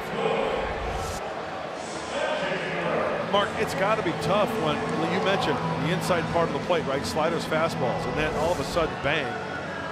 Arm side, four-seamer away. Well, why I say that, give him the inside part, it's with before 2 strikes, because he throws those pitches that look like strikes on his glove side that get out of the strike zone. He wants to strike you out on the opposite way. That was just pinpoint control right there.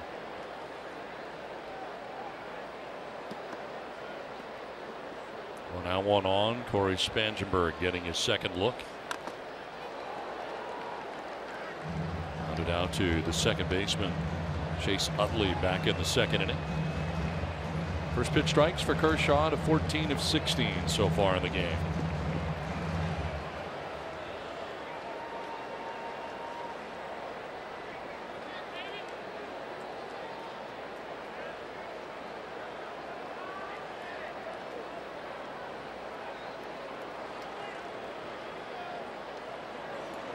Throw over, and back to the bag is Solarte.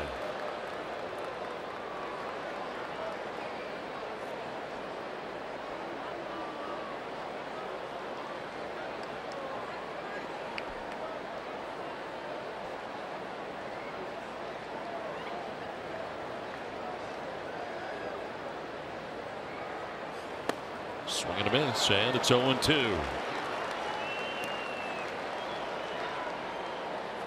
Kershaw with 6 strikeouts, struck out the side in the 4th inning.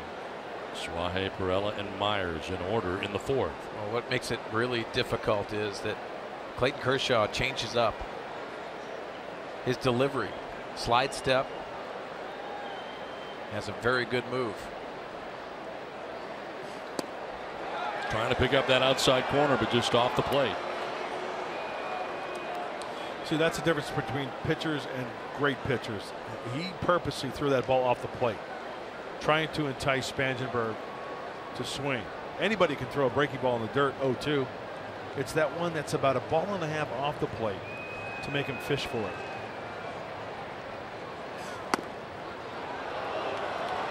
Grandal tried to pull that in.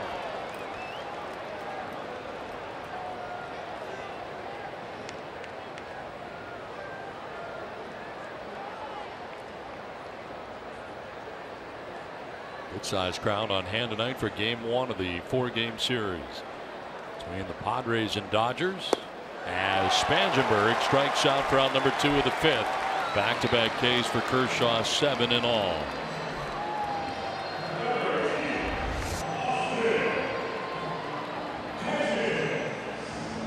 Movement down and away.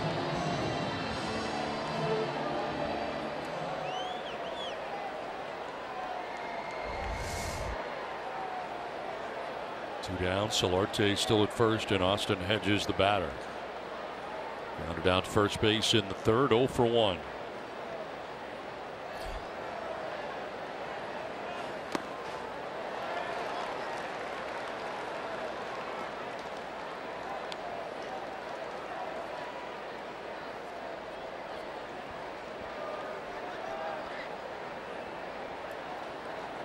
Austin with 16 home runs on the year.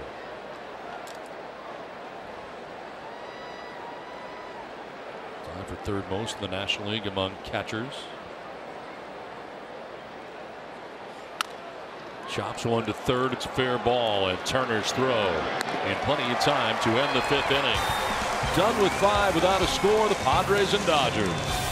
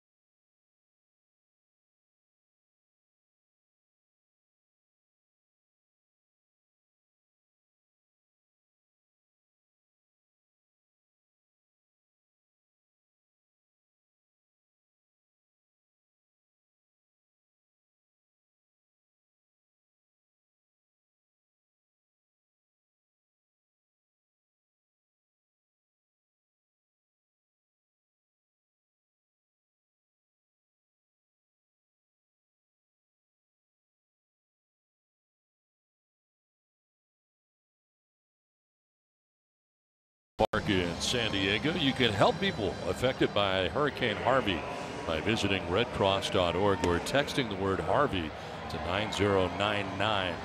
By doing so, you make a $10 donation. Your donation enables the Red Cross to prepare for, respond to, and help people recover from this disaster.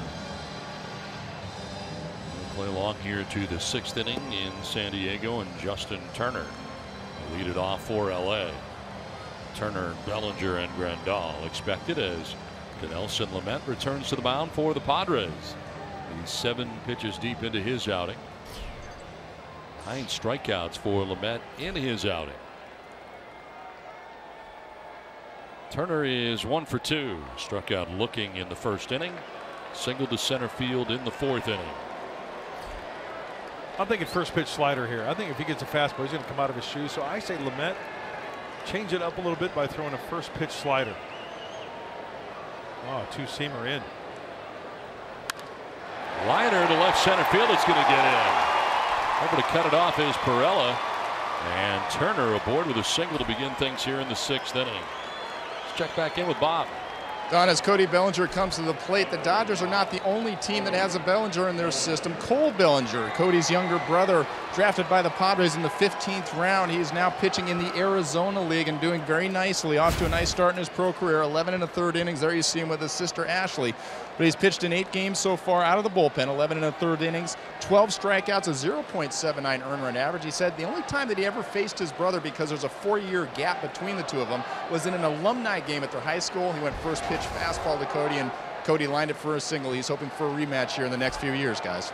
All right, Bob, thanks very much. Here's a liner the other way for Bellinger into left field, and Turner takes second, and the first 2 Dodgers have reached on singles here in the 6th inning.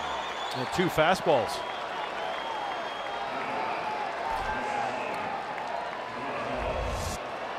We saw the averages go up the 3rd time around, so these Dodger hitters understand the potential of Lamet with the punch-outs.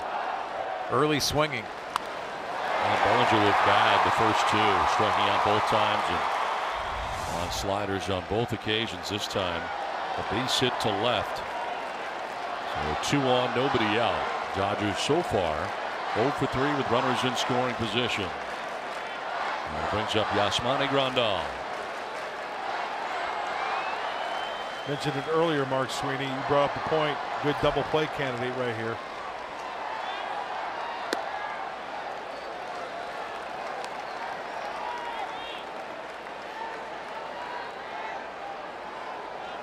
th start of the year for Dinelson Lamet, and tonight at this point 9 strikeouts. His career high in strikeouts is 12. Did that at Milwaukee back on June 17th in 6 innings.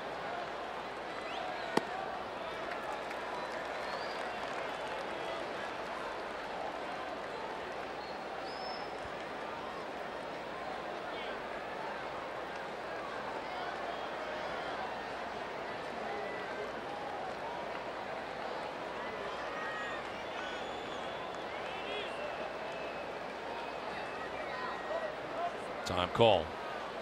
Joe West granting time to Grandal.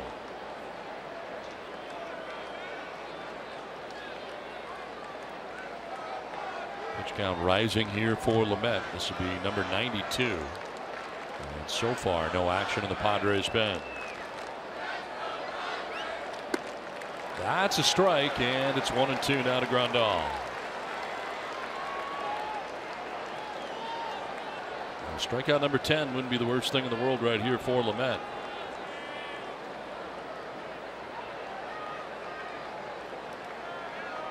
Seems when he has needed it tonight, it's been there for the right-hander.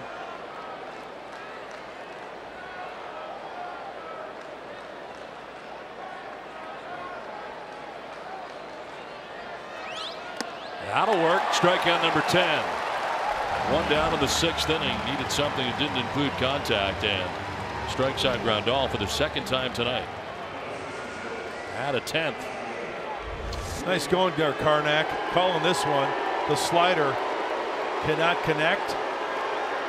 Keeping the runners at 1st and 2nd. Keeping the double play in order.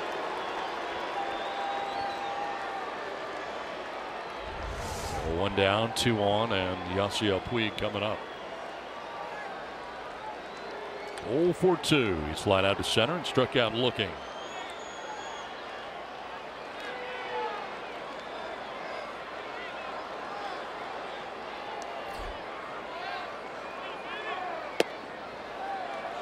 You know, guys, we love to see the development of Dinelson Lamet, right? We all like watching him pitch, especially when he's on. I'm a firm believer. I love situations like this. Quickly, 2 runners, nobody out. How can he get out of it, especially against a team like this? This is part of the development stage of Lamet, knowing that, you know what, if I'm going to be a big league pitcher for a long time, I'm going to have to learn how to get out of these messes. Yeah, this is how you grow up.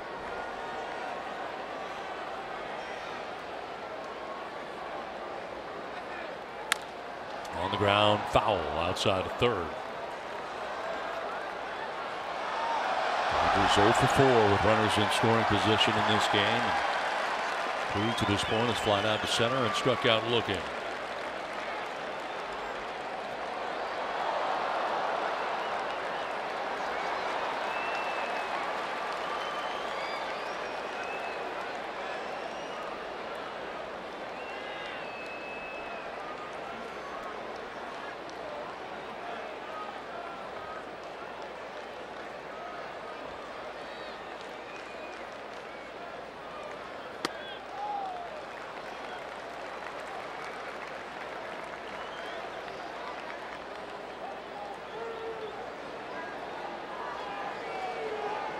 That coming in 7-5 with a 4.60 earned run average, and dealing with the Dodgers tonight to this point very well, trying to work his way around 2 leadoff hits as Darren Balsley, pitching coach, looks on. Coming in at second is Wahe, but popped up here right side. Myers into foul ground. Infield fly rule into effect, 2 down.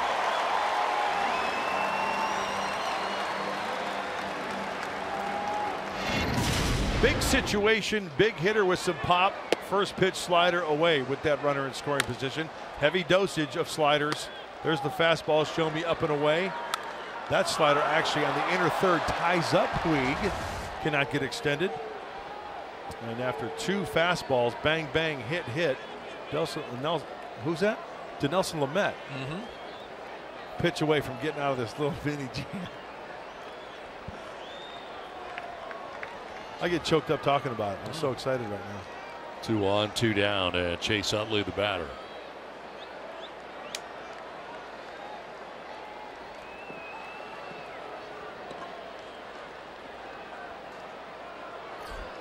In the dirt, nicely blocked there by Hedges. In this situation, Chase Headley, right? I don't care if Chase Headley's been 0 for his last 50. In this situation, Chase Utley. Wow. You're having a tough inning. I am. I'll bounce back. I don't care if he's 0 for 50. Chase Utley's one of those guys where you have to be, he can put together a good at bat with the best of them. Well, you got to be careful too. You got the 21-year-old rookie on deck in Verdugo.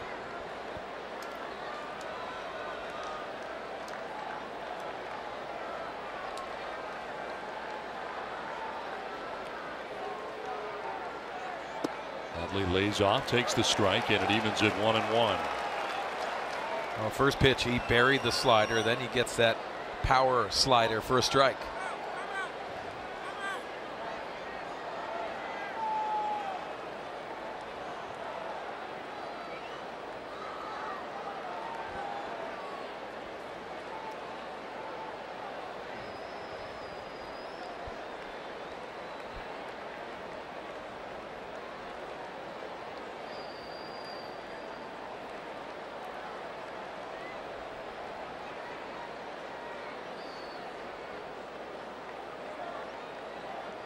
Turner at second, Bellinger at first, 2 down. On the outside corner for strike 2. Even hundo right now for Lamet. These Dodger hitters are playing the guessing game, and you could see guessing wrong with that fastball right down the middle. Good location. 100 pitches, 67 of them for strikes. And ahead of Utley, 1-2.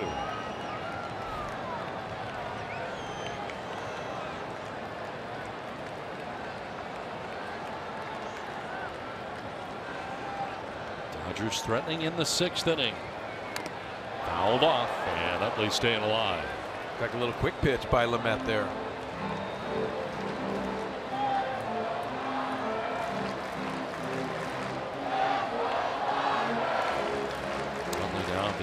continue. Alex Verdugo is making his major league debut tonight, getting on deck for LA. Well, let's see if they're going after first sign after 2 with that runner on second base. Slider. Fastball away. Fastball in.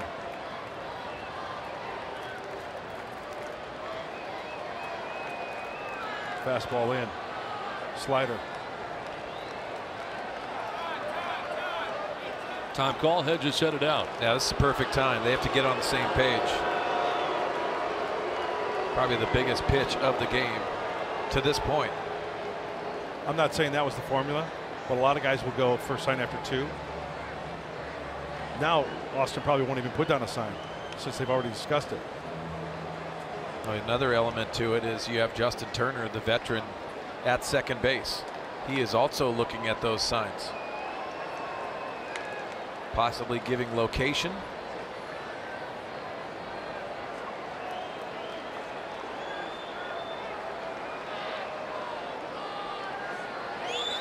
Utley hits it on the ground foul, and we'll do it again. 1-2.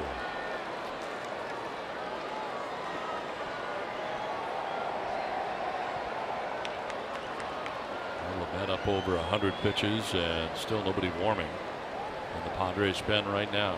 Last time out, his last start, 105 pitch effort at Miami. That was 6 innings of work.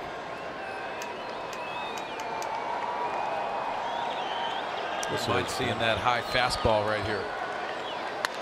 Line into center field. Around from second comes Turner. Bellinger to third base, up to second. Nope, staying at first base going to be Utley. Turner will score, and the Dodgers take a 1-0 lead. A 2-out RBI single for Chase Utley. Guys, we talk about location a lot, and third time around, fourth time around in lineups could be a difference. Mark, what's the difference here? Well, 1-2 count, and you can see the elevated fastball on the outside part of the plate. You see Hedges up in his stance a little bit. That's located down. A little easier for the hitter to make that adjustment when that fastball that's mid-90s is down in the strike zone. Good hitting by Utley.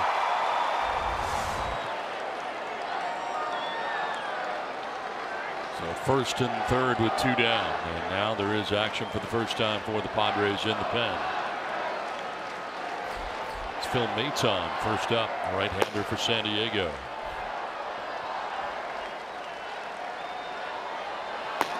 Alex Verdugo coming up here. He's grounded out to third and walked in his first 2 major league plate appearances. Runner starts and stops at first and remains at first. Bluffing was Utley. What's the mentality after putting up zeros and then giving up that 2-out hit?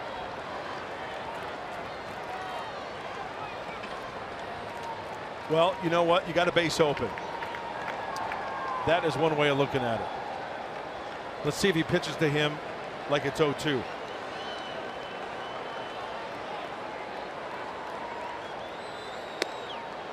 And a pitch for a strike over the outside corner.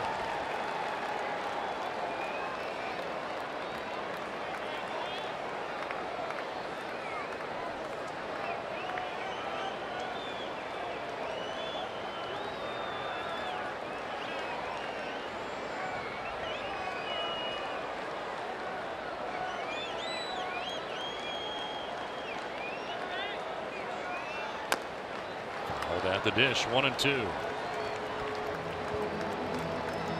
Well, all started with a Justin Turner single to center. Bellinger single to left. And that settled in, struck out Grandal. Got Puig to foul out, but the 2-out RBI single by Chase Utley. Not out of it yet. First and third, 2 down, a run in. I really like how Andy Green's letting Lamet go here.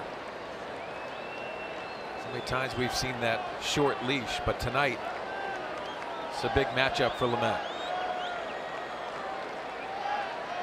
Runner goes at first and a ground ball to first. Myers gobbles it up, tags the bag, and ends the inning. Run in though for the Dodgers as LA takes a 1-0 lead.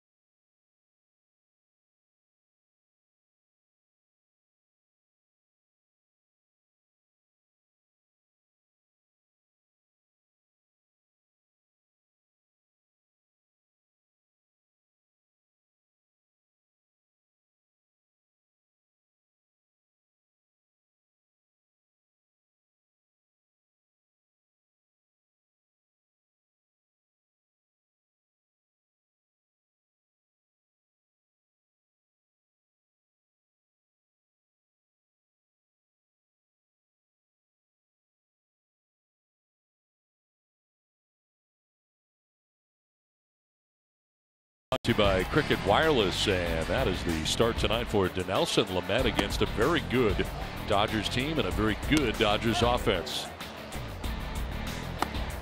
So striking out a total of 10 in his outing, likely over, I would think. 107 pitches deep into his outing. That will be the case as they're going to pinch hit for him, but he was pretty good tonight. I thought this was his best start of his career because of the intensity of who the opponent is and also his command of the fastball, both in the strike zone and out of the strike zone, setting up that slider. And also, it just takes one pitch. It might be one pitch in a night. That's the difference. There was the one located fastball that Chase Utley got to that drove in that run. Other than that, stellar performance. Well, Matt Caesar pinch hitting for Lamet to begin things here in the bottom of the 6th inning.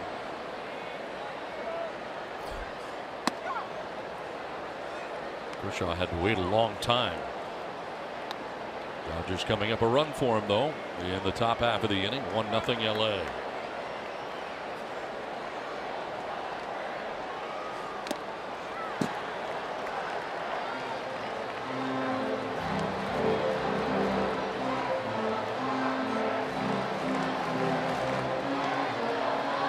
Caesar to be followed by Margot, and it's Wahe here in the 6th inning.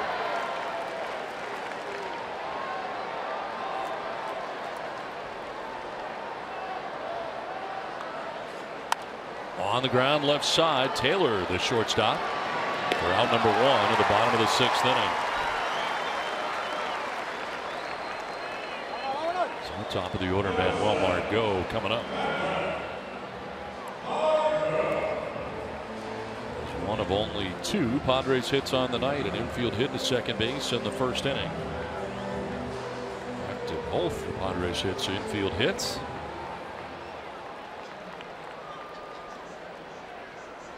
Margot 1 for 2. He struck out in the 3rd inning.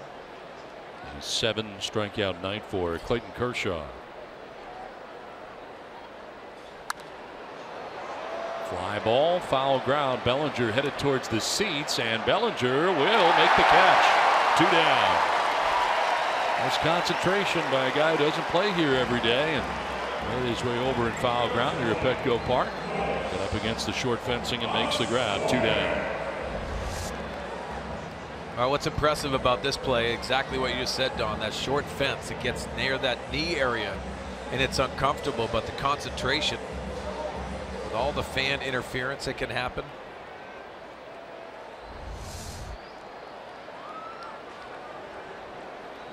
Two down as Carlos Wahe bats for the 3rd time tonight. He has Grounded out and struck out.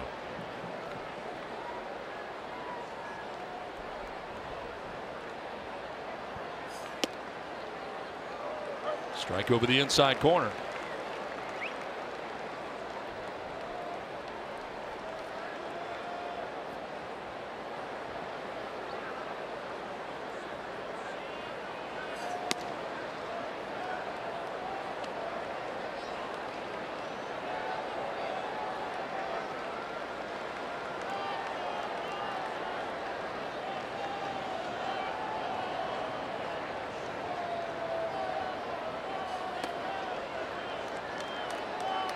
What do you think, guys? This might be Clayton Kershaw's last inning. Why I say that, he leads off the next half. 75 pitches. Brandon Morrow gets loose, the former Padre, in the Dodger bullpen. You'd have to turn up the dial against that guy. High strike called. It evens it 2-2. He's retired 5 in a row. 17 of the last 18. And a full count now to Suaje. You know, some pitchers throw a bad pitch and they just kind of get upset. Okay, well, this guy gets mad at the world. That's the first 3-ball count of his night.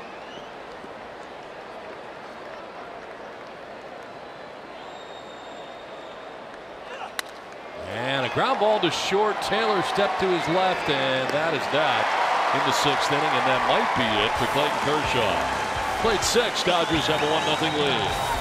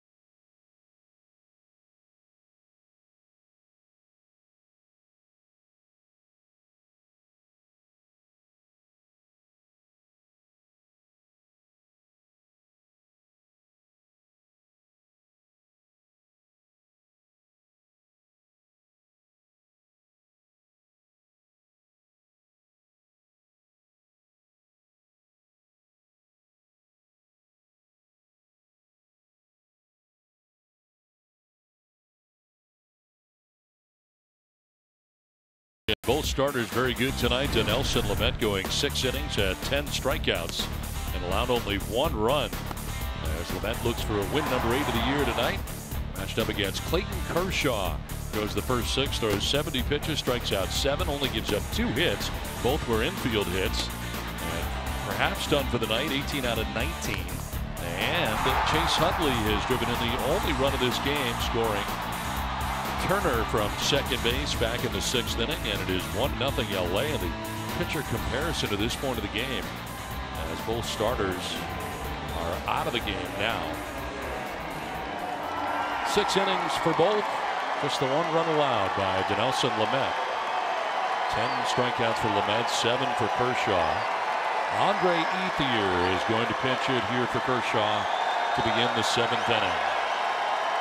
Turn for Ethier with full mates on the mound now for the Padres.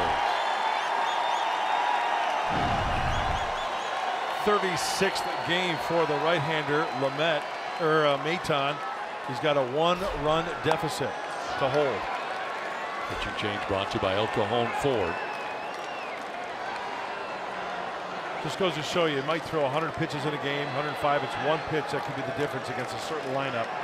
And up to this point, that's been the case. Ethier last played in the majors during the NLCS a year ago. And this one is fouled back off to the left. Activated today.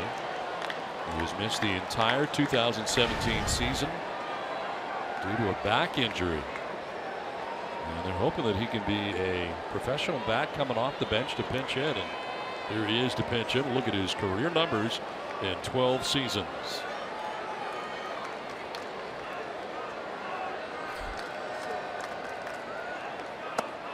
Up high for ball 2.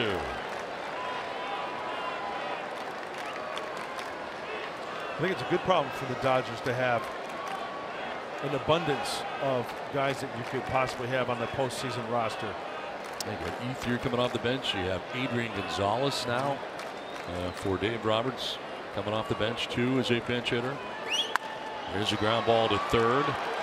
Solarte swings it to first for out number 1. Time now for the Unlimited Baseball break, brought to you by T-Mobile. Mike Moustakas 1 for 4 with a home run, his 36th home run of the year, tying the Kansas City Royals franchise record with that home run. Logan Morrison today 3 for 4, 6-game hitting streak, hitting at 440. And the Indians beat the Tigers in both games of a doubleheader today. And the Indians right now playing their best baseball of the year, a 9-game winning streak, currently the longest in Major League Baseball. So 1 down in the 7th inning. Top of the order, Chris Taylor bats.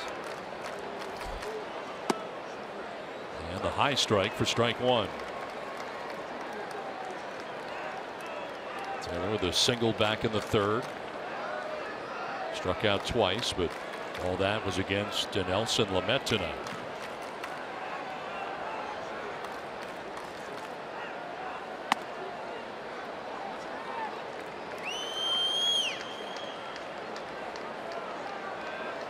Turner Ward, the hitting coach, talking to Bellinger, going over what Maton has to feature.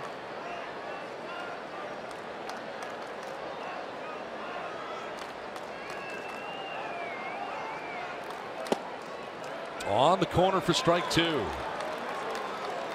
Taylor didn't call for the call. Didn't care for the call. He didn't call for it either. Does he get a call here? Nice frame job by Austin Hedges there. Looks like a pretty good pitch.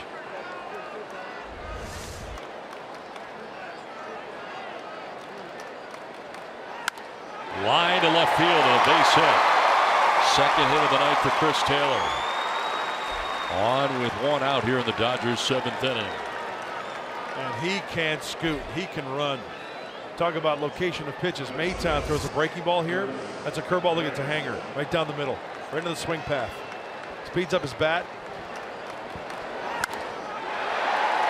That's not a Dinelson Lamet breaking ball. That one just kind of rolled up there.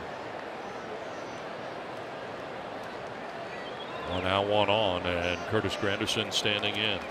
Padres in a shift on the right side, only Solarte on the left side. Granderson 0 for 3 in the game. He's flied out twice, and last time up struck out looking. There's a look at the defensive alignment right now for the Padres.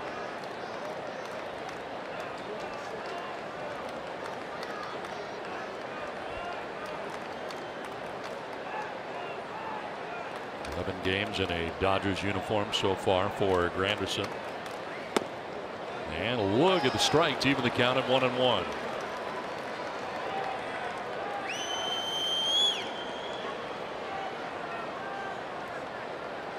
Opponent sitting at 232 against Phil Maton on the year.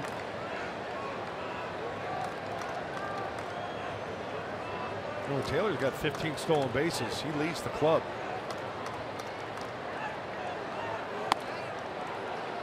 Ball 2.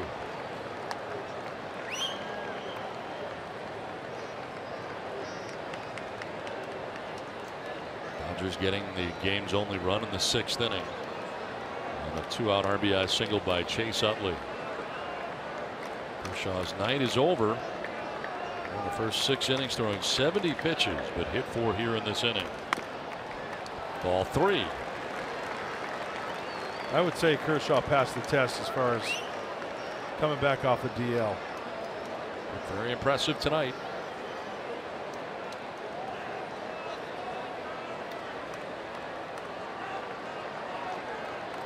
coming in with a record of 15-2 with a 2.04 earned run average, allowed 0 runs. Grounder foul.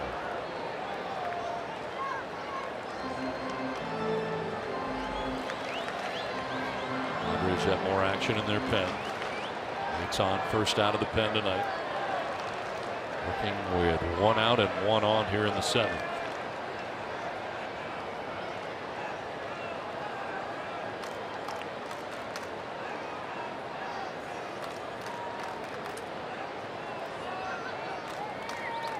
Throw over maybe? Yes, and he was headed in the wrong direction, but he gets back safely.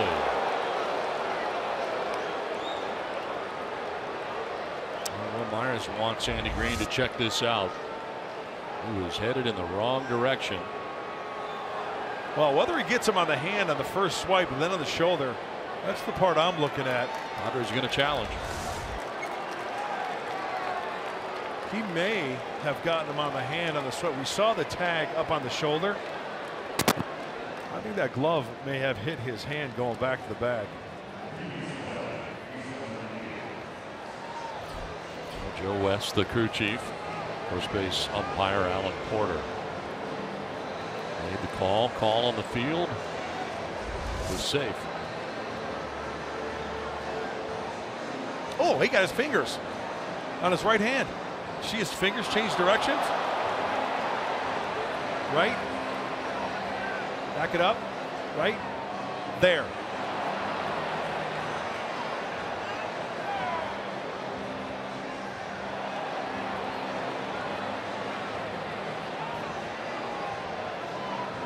Yep.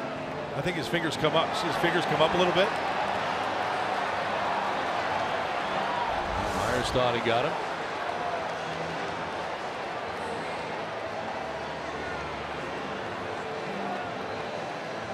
Padres challenging here with 1 out and 1 on, as Taylor was going to try and steal second base, but going over there was Maton.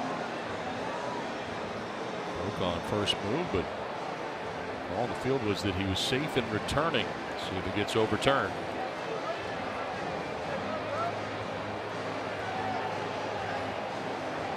And he's now out. Padres win the challenge. Call overturned. Picked off. 2 down in the 7th inning, and now the bases are empty.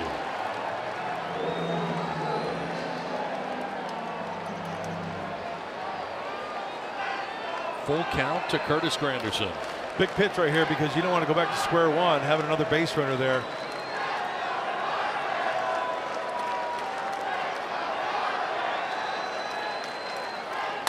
On the ground into the shift, it's Asuaje at second base, and that is out number 3.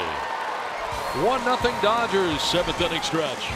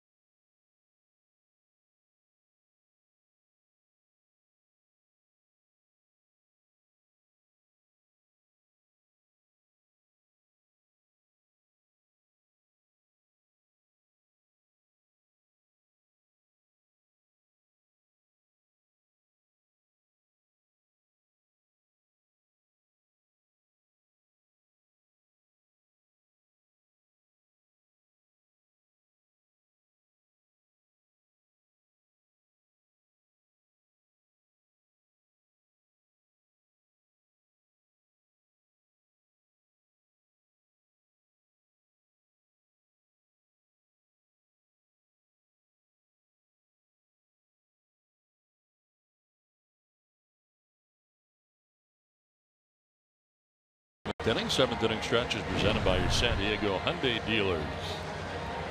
Well, the Dodgers on top 1-0. Padres coming up here in the last of the 7th inning. Brandon Morrow will be the new pitcher now for LA. Their second of the night as he replaces Clayton Kershaw. Well, the Padre hitters are going to have to turn up the dial because this guy, his arm is good and it's fresh, and he's hitting upper 90s with regularity. Undefeated, beautiful ERA 2.1, and the splits. You do the math. Lefties 091, righties 213. And as far as control is concerned, very few walks, only 6 in 34 frames with 36 strikeouts. That's impressive. Kershaw goes the first 6 innings, allows only 2 hits, no runs. Didn't walk anybody and struck out 7 through 70 pitches. Kershaw tonight, 18 of 20 first pitch strikes at 5 2-ball counts, only 1 3-ball count. That allowed him to go 6 innings with those 70 pitches. That is strike 1 to Jose Perella. Well, we mentioned rotation, bullpen to the finish line. Here's a nice part of that bridge to Jansen. Marlins tossed scoreless frames in the last 8 outings. That's over 8 1/3. Only a 138 clip.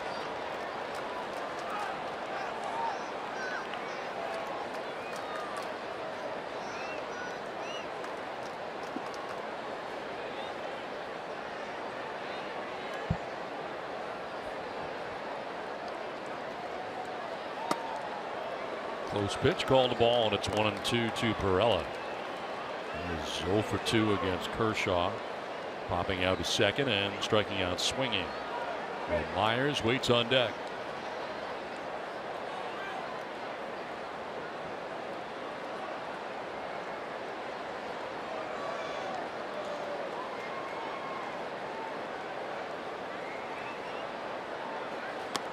Check swing foul.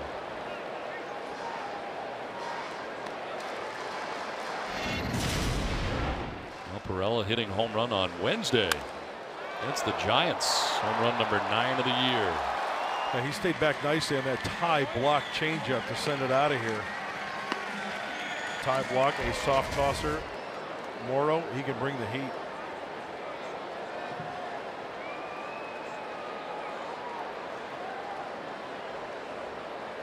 Swing and a miss, and Perella strikes out. Morrow strikes out the first Padre that he faces. That's 8 strikeouts now for Dodgers pitching. Puts a wrinkle on this one. That's a slider down and away. Perfectly located. Hips, shoulders open up. The sweeping swing. One down here in the 7th. 7 in a row retired by Dodgers pitching, and it brings up Will Myers. He's grounded out and struck out 0 for 2.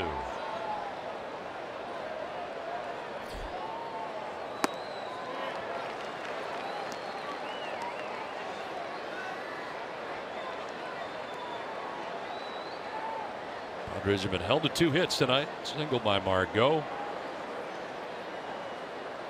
Single by Solarte.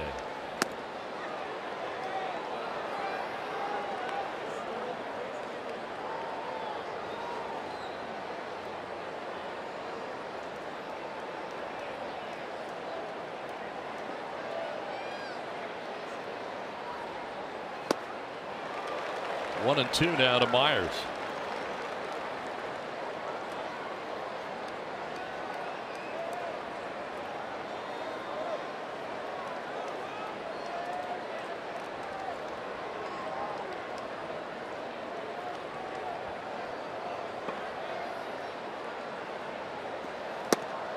Strike 3 call. Myers knew it. Takes with him the second strikeout for Brandon Morrow. 2 down.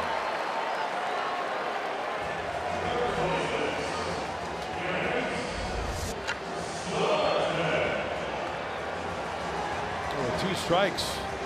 Trying to cover that outside part of the plate. At least try to foul it off to get another hack at it.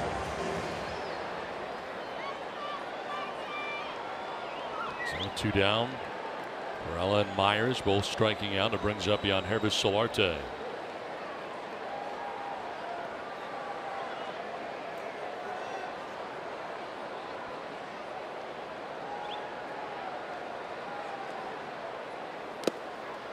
Bounce in for ball one.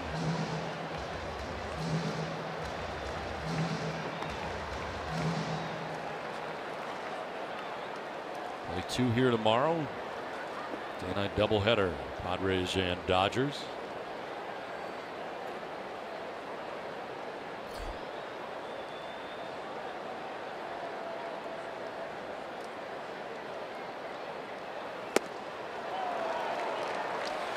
You know, I enjoy coming to the ball game, coming to the ballpark and working with you. I'll tell you what, nothing like doubling my pleasure for a double dip tomorrow. 12:40, 7:10. Shock a bed.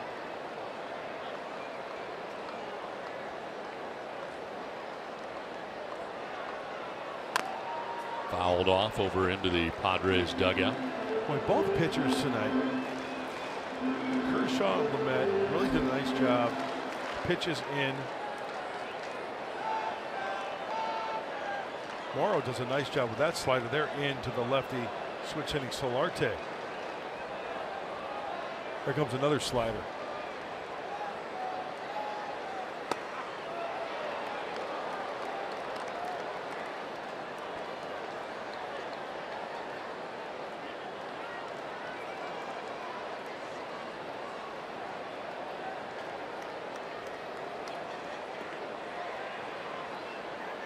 Two down, bases empty here for Jan Hervis.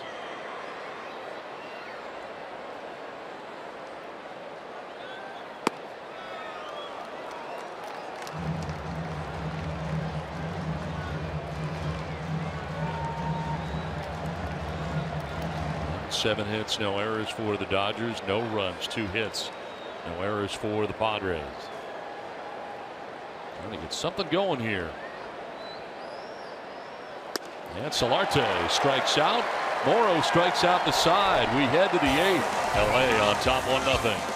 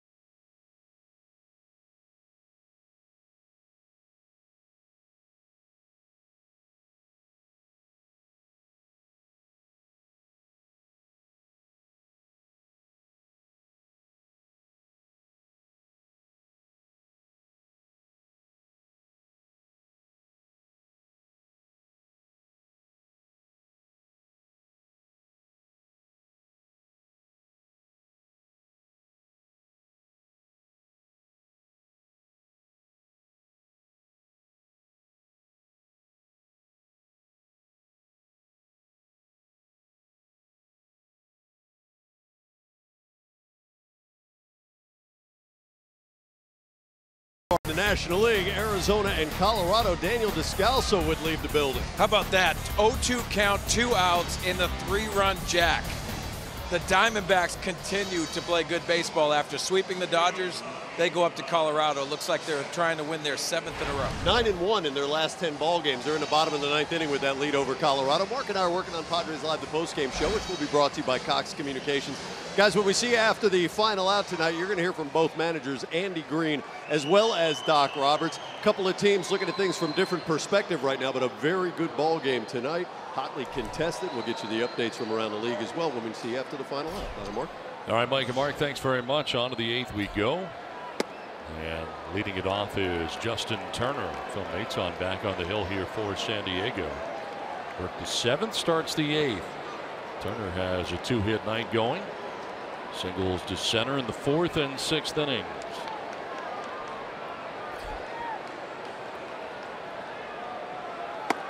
Oh, swing and a miss.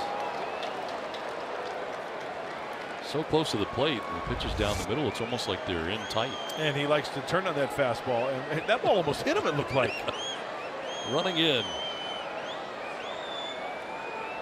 And as I mentioned before, you throw that pitch in like that to turn, you better get it in. If that leaks in or third, that's a different story.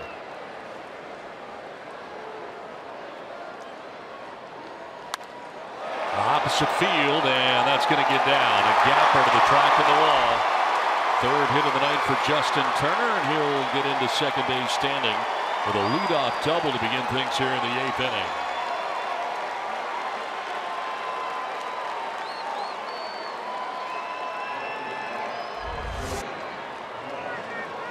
Well, there's a reason why Justin Turner has been in the top few hitters in the National League this year. Going to this game, 327 behind Charlie Blackmon. Using the whole field, making it look easy, and quite frankly, hitting a big-time mistake. That was a hanging slider. He took the opposite way. Phil Maton starts the inning, but he won't finish it as Andy Green goes out to make a change. Pitching change from Petco Park in San Diego. It's 1-0 LA.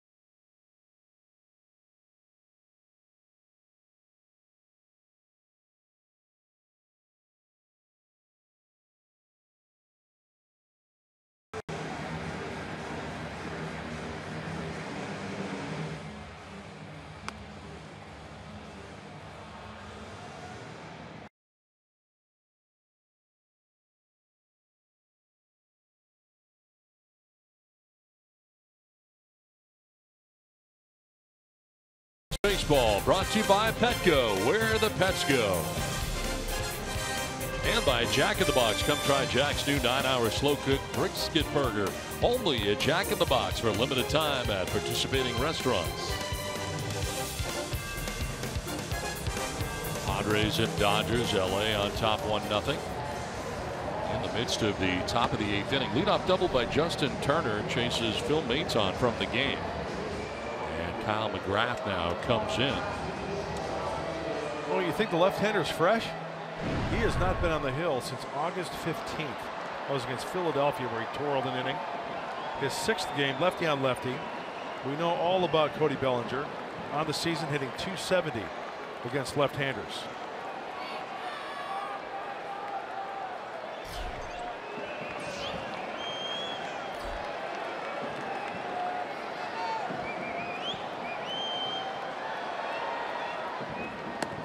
Pitch up high to Cody Bellinger.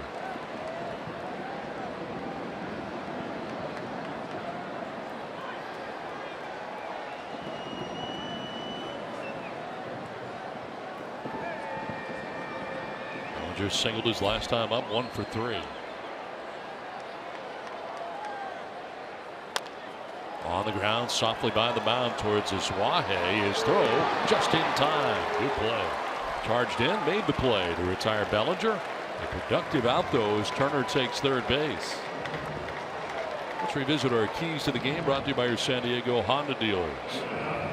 Well, I believe one was about Kershaw and avoiding the K. How about first the early lead, extend the streak? No runs through 7 innings.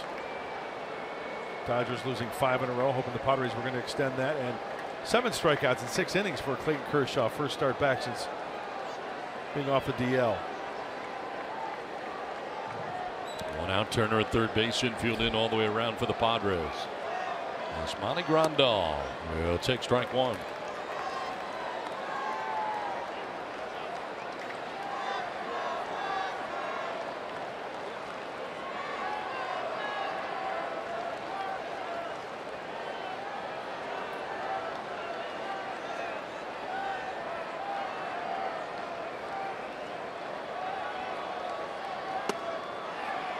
Tried to hold up. They check he did, according to Alan Porter, first base umpire. Now remember, McGrath does not throw hard. Hitters really got to stay back.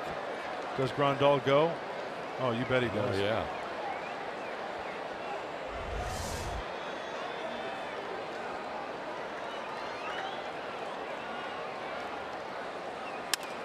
Line down the left field line, headed foul. A lot of foul ground down there, but he did find it. Broke his bat also. That point brings him a new one. Down 1-2 with one out. Justin Turner at third base.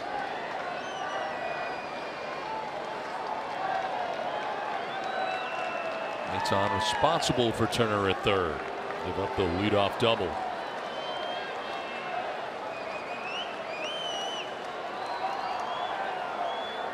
Swing and a miss, and Grandal strikes out. John McGrath getting the right-hander. Second out of the eighth inning. Tired both batters that he's faced since coming in. This pitch was up. Going up the ladder and not even close for Grandal.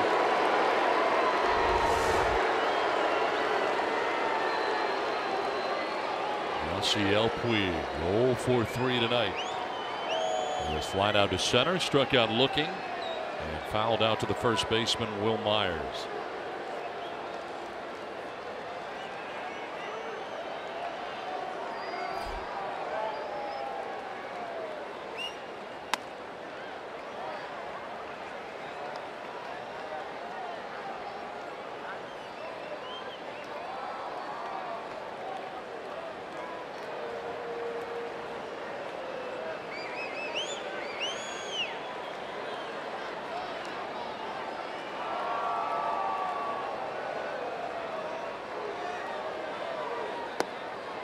Ball 2-0. Oh, what a different look for these Dodger hitters now facing McGrath. I mean, that's talk about throwing below the hitting speed. Guy Barr back active again for the Padres.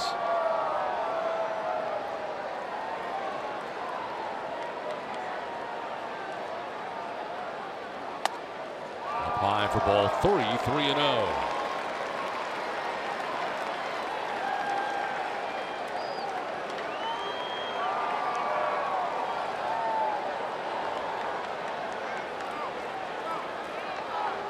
So Puig here has the green light. 3-0. Runner at third, 2 down. And they're going to intentionally walk him here. So down to first goes Puig. Not going to deal with him. We will deal with Chase Utley, who's coming up here. And it's time now for the Bill Howe play of the game. The difference in the game. Chase Utley with 2 outs and runners at first and second in the 6th inning with his base hit. Scores Justin Turner with the game's only run. The Dodgers 1-0 advantage. Utley picks up his 30th RBI of the year. Now a chance to do some more damage here in the 8th inning. He's a clutch hitter. He puts together good at-bats. That was a really good at-bat driving in that run. Turner at third. Puig at first. 2 outs in the 8th. Runner goes at first, and the pitch is high, no throw.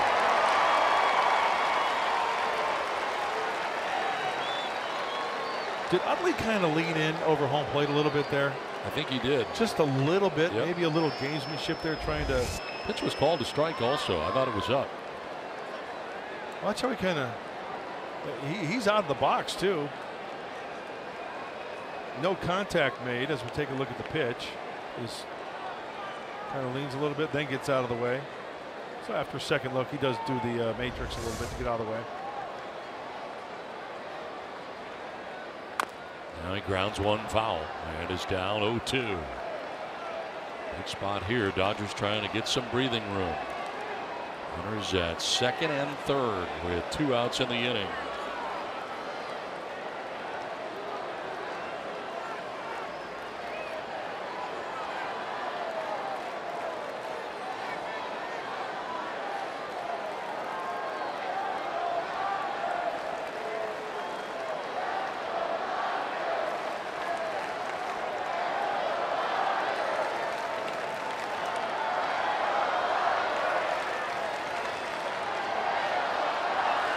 That's 0-2. Not close, and it's 1-2.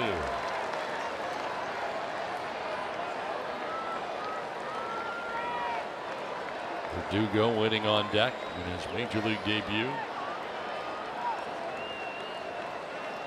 Now Hedges headed out to talk. Here's the way I look at this in this situation. 0-2. You're going to pitch him. You're not going to give him anything good to hit, right? Chase Utley is disciplined enough to where he knows the strike zone. He's not going to probably swing at a bad pitch. Maybe work to 3-2, and then rather than maybe bouncing one back, do you put him on as well and pitch to the rookie Verdugo? Would Dave Roberts then counter with some right? He's got a loaded bench. Forsythe, Hernandez, Barnes, Seguin.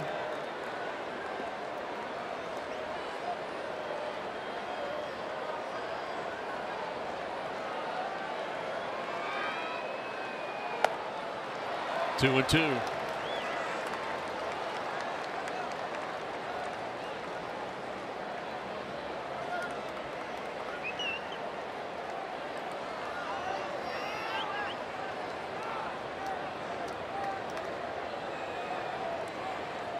Turner at third. Puig at second. 2 outs in the inning.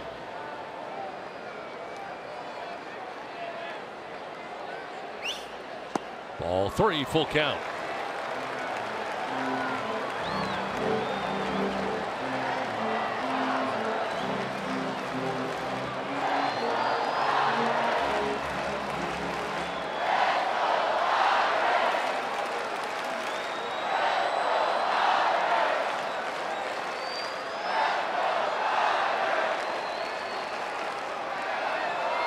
Payoff pitch. Utley will pop it up. Left side of the infield. Spangenberg, the third baseman, will make the catch. And McGrath gets the Padres out of a jam in the 8th inning. Dodgers have a 1-0 lead.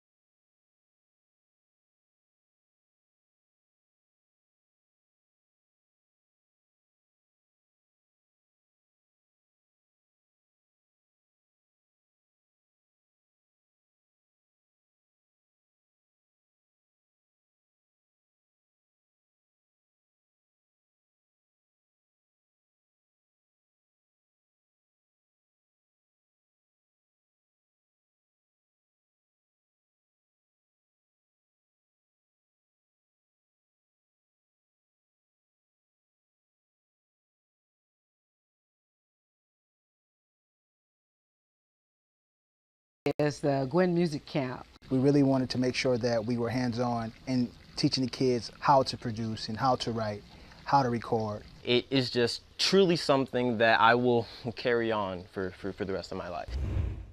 Tonight on Padres POV, presented by Nissan, Alicia Gwynn gives back to the community by hosting a music and dance camp in her home. That's tonight after Padres Live, so be sure to tune in. Well, it's a 1-0 lead for the Dodgers. To the bottom of the 8th inning we go. Jabari Blash, Corey Spangenberg, and Austin Hedges coming up here to face the new Dodgers pitcher. As Tony Watson comes into the game now. Veteran left-hander, 2-seam, 4-seam changeup. He'll flip up a slider as well. Just one of the many arms in that bullpen into his 60th game. Remember him as a bucko in Pittsburgh. A member of the bullpen that has the #1 ERA in all of Major League Baseball, 2.90 going into this game. Last show for 2 tonight. He has grounded out and struck out looking. Tony Watson taking over for Brandon Morrow, struck out the side in order. Morello, Myers, and Solarte striking out, and Dodgers pitching tonight with 10 strikeouts.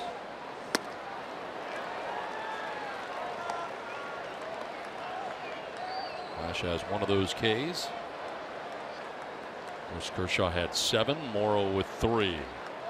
Now Tony Watson working here in the 8th inning.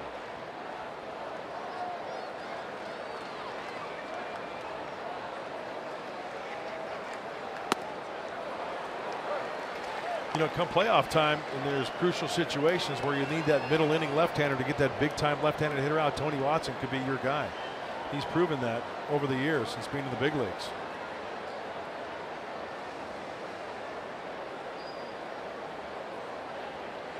Strikeout to walk ratio is unbelievable. Very few walks.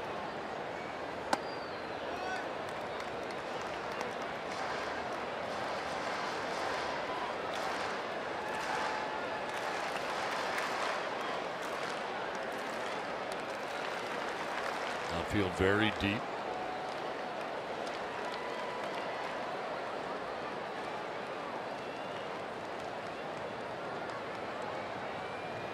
Blash with a swing and a miss, and he strikes out to open up the 8th inning.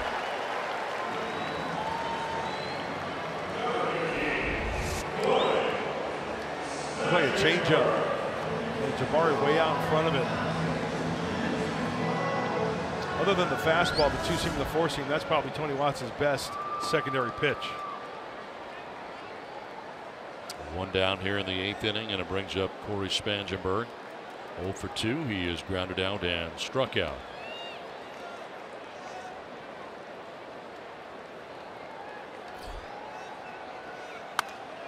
Pops it up. Foul ground. Turner down in front of the Dodgers dugout for out number 2. This copyrighted telecast is presented by the authority of the San Diego Padres and may not be reproduced or retransmitted in any form. The accounts and descriptions of this game may not be disseminated without the express written consent of the San Diego Padres.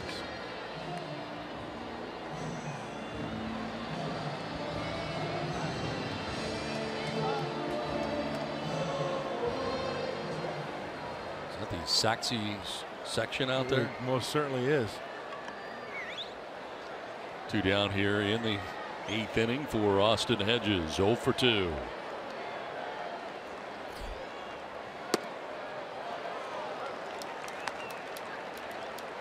Chewy playing the sax.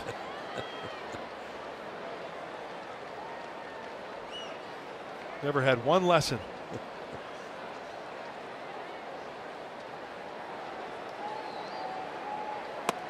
Swing and a miss. Dodgers pitching is now retired 11 Padres in a row.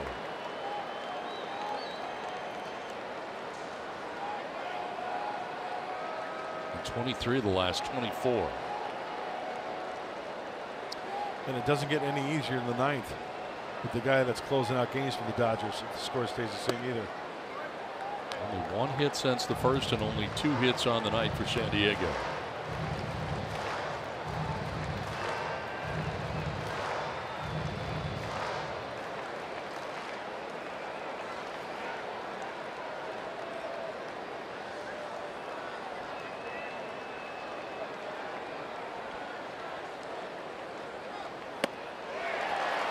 Strikes out.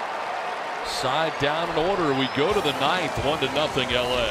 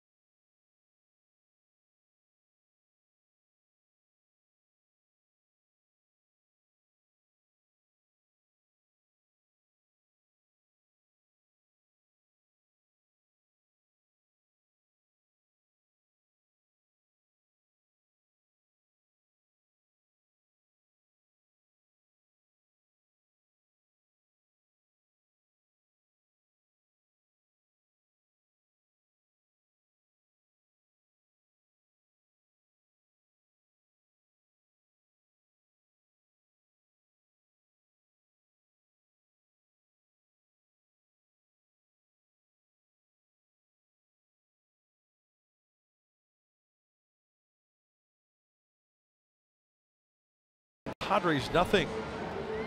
It's that time of the year, folks. College football is back.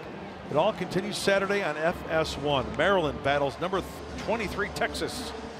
Coverage begins at 8 a.m. Pacific. Then on Sunday, check out Texas A&M as they face off with UCLA at the Rose Bowl at 4 p.m. Pacific, right here on Fox.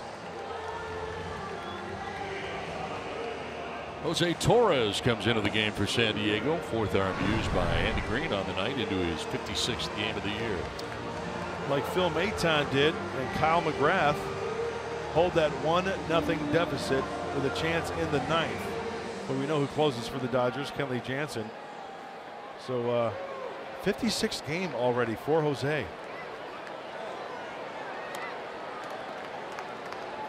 But I would say a pretty good year. 61 frames, 58 strikeouts for the lefty Torres. Alex Verdugo leading it off here in the ninth inning. He'll take strike one. His major league debut tonight, 3 plate appearances. He is grounded out to third base, walked, and grounded out to first base.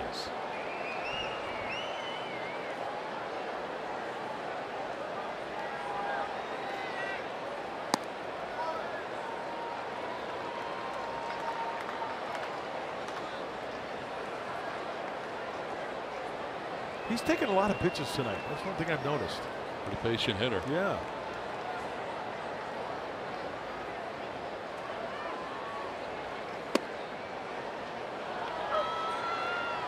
Down here 1-2. Kike Hernandez has come out on deck. Good bat for Tony Watson, the pitcher.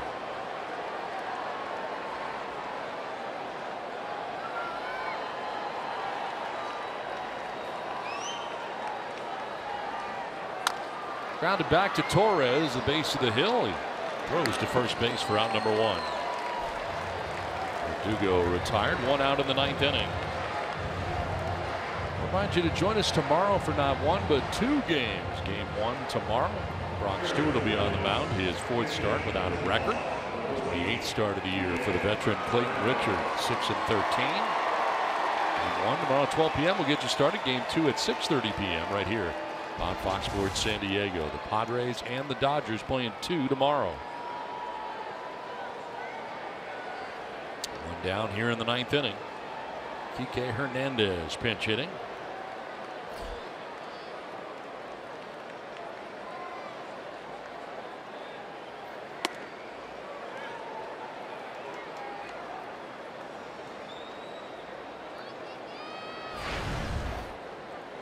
.209 average, 11 home runs, 34 runs batted in, and getting into his 117th game of the year.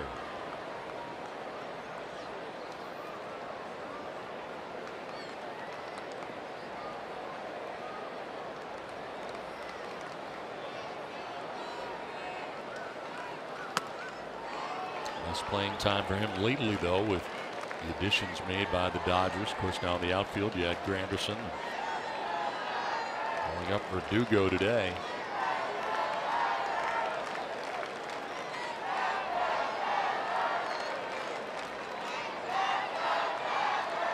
Torres falling behind here, 2-0. There's a strike, 2-1. Looking ahead to the ninth inning for the Padres. It'll be the number 9 man, the pitcher spot. So a pinch hitter there, followed by Margot and Eswaje. As Jansen getting ready in the pen. On the ground and through into left field. A base hit for Hernandez.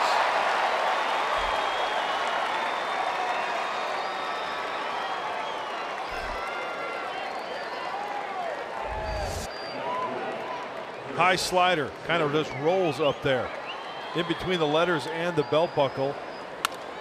Easier for a hitter to square up.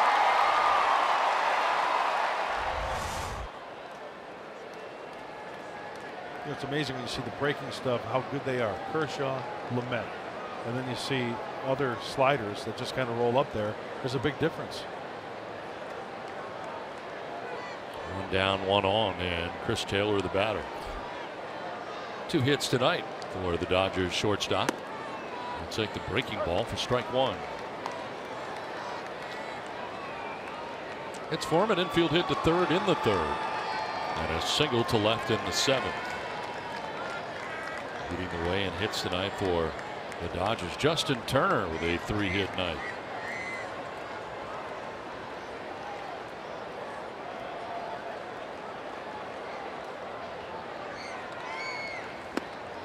Well, get your feet moving, pitch down and in.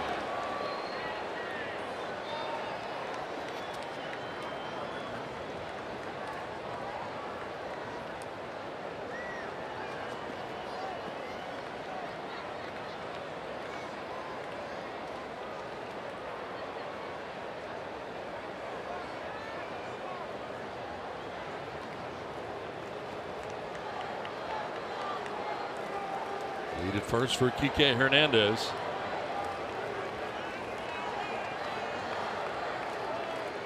And Torres noticed that the lead was a little larger.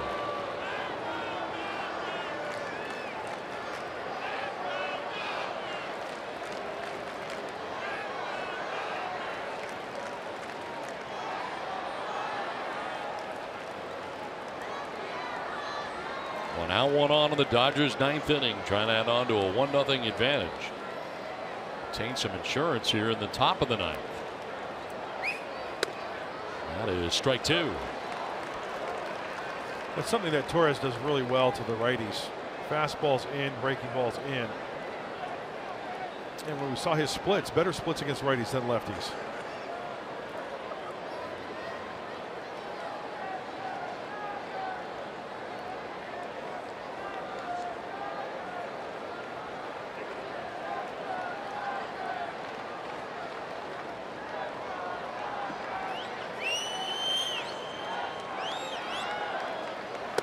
Swing and a miss, and Torres picks up the strikeout of Taylor. 2 down in the ninth inning. That's the 12th strikeout for Padres pitching in the game. 2 down. There's that breaking ball down and in. Good location. Remember the one off the bat of Kike Hernandez was single to left. That one was down for the strikeout. That's exactly where he needs to be. So 2 down. Curtis Granderson coming up here for LA. Anderson 0 for 4. Flying out twice, striking out and grounding out. Padres shifting on the right side. And Granderson jolts one to center field. Margot will move over and make the catch that ends the top of the ninth inning. It's on to the bottom of the ninth inning. We'll see Manuel Margot as part of the Padres offense when we come back. Padres need a run. It's 1-0 LA.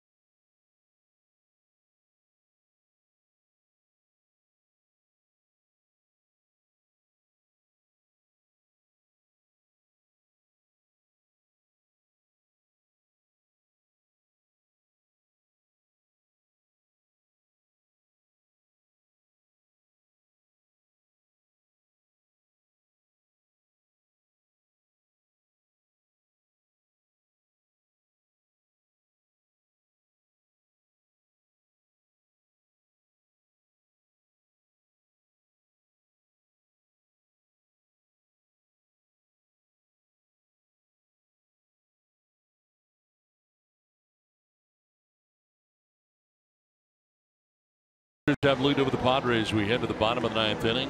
Kenley Jansen into the game. He has 1 blown save on the year. Yeah, we take a look at it. It was a game that the Dodgers ended up winning.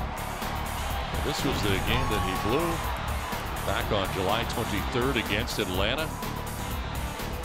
Just won all year. He's coming in here with a 1-0 lead for LA. Yeah, pretty good. 35-36. The 35 saves second to Greg Holland, who has 36 saves. And the numbers are just incredible. Look at that. 58 and a third innings pitched, 93 strikeouts and only 6. That's right, that's not a typo. Only 6 walks for Kenley Jansen. Eric Ibar activated before the game. Turns after fouling a ball off his foot back on July 21st at San Francisco. Appeared in just 2 rehab games. And here he is, 84 total games on the year.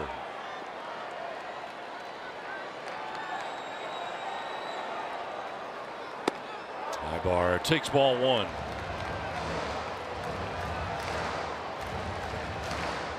His 30+ save seasons, 4 of them in Dodgers history.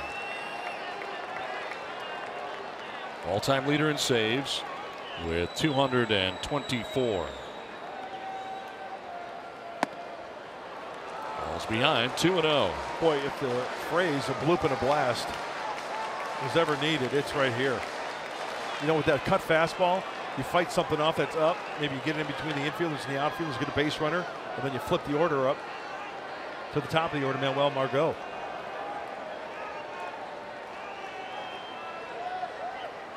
Ibar will take the strike.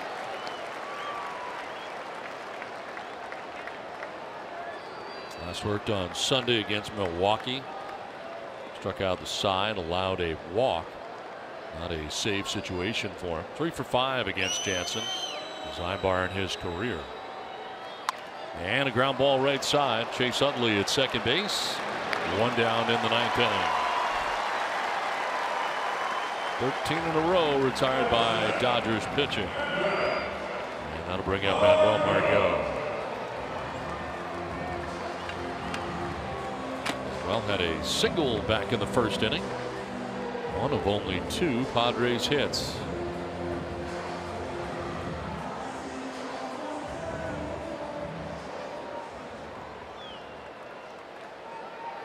"26 out of the last 27 have been retired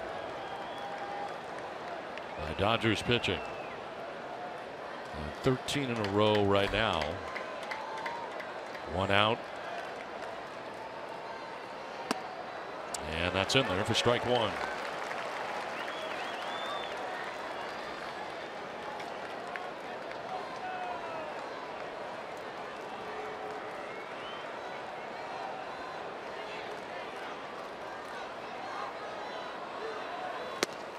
Oh, and 2. Running fastball that time. After Sanchez come out on deck, he would bat for Suaje.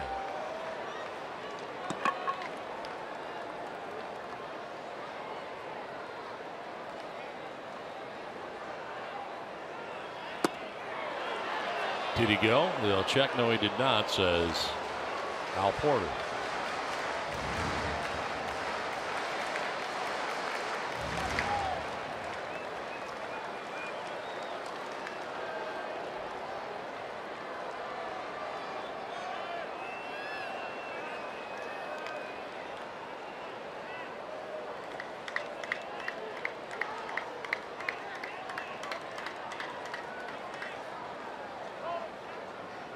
Time called, and now Grandal going out to talk to Jansen.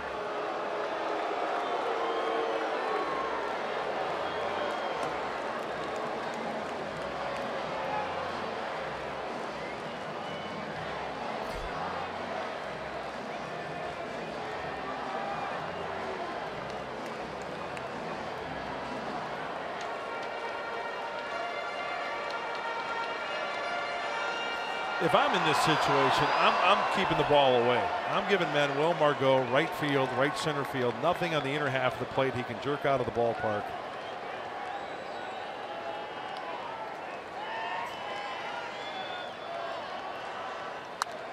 Popped up, foul ground. Grandal, the catcher, has got to play, and he makes it for out number 2 of the 9th inning. Time now for the Carl's Jr. star of the game, and Clayton Kershaw on his return from the DL. Activated tonight. Throws 70 pitches, goes 6 shutout innings, allowing only 2 hits. Struck out 7 along the way. And in line right now for his 16th win of the year. Would make him 16-2.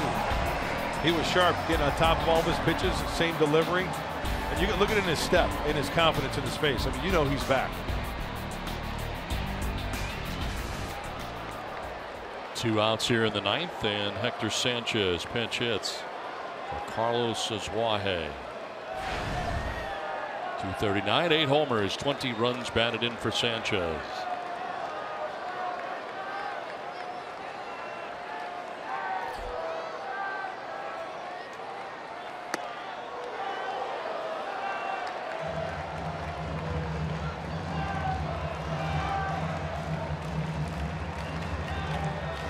Dodgers are shifting on Sanchez.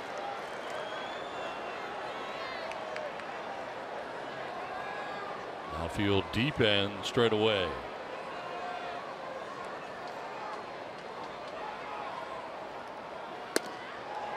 Strike 1.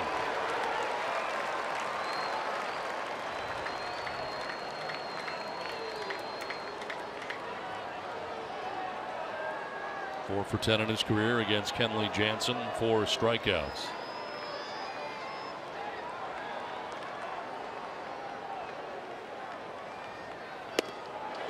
Strike 2.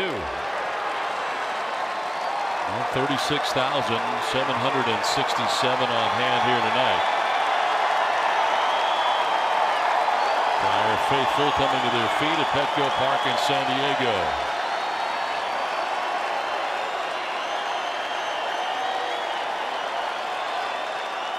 Swing and a miss, and that's the ball game. Sanchez strikes out, and 15 in a row retired by Dodgers pitching to finish off this game. A pitcher's duel tonight as Chase Utley drives in the only run of the ball game, and the Dodgers take game 1, 1-0. Padres Live is next. What's in store, Mike Pomeranz? Well, we're going to talk about Clayton Kershaw, but we really need to focus on Dinelson Lamet. Boy, what a night for Dinelson. He would match Kershaw, but for one single pitch. Back with the postgame show in moments.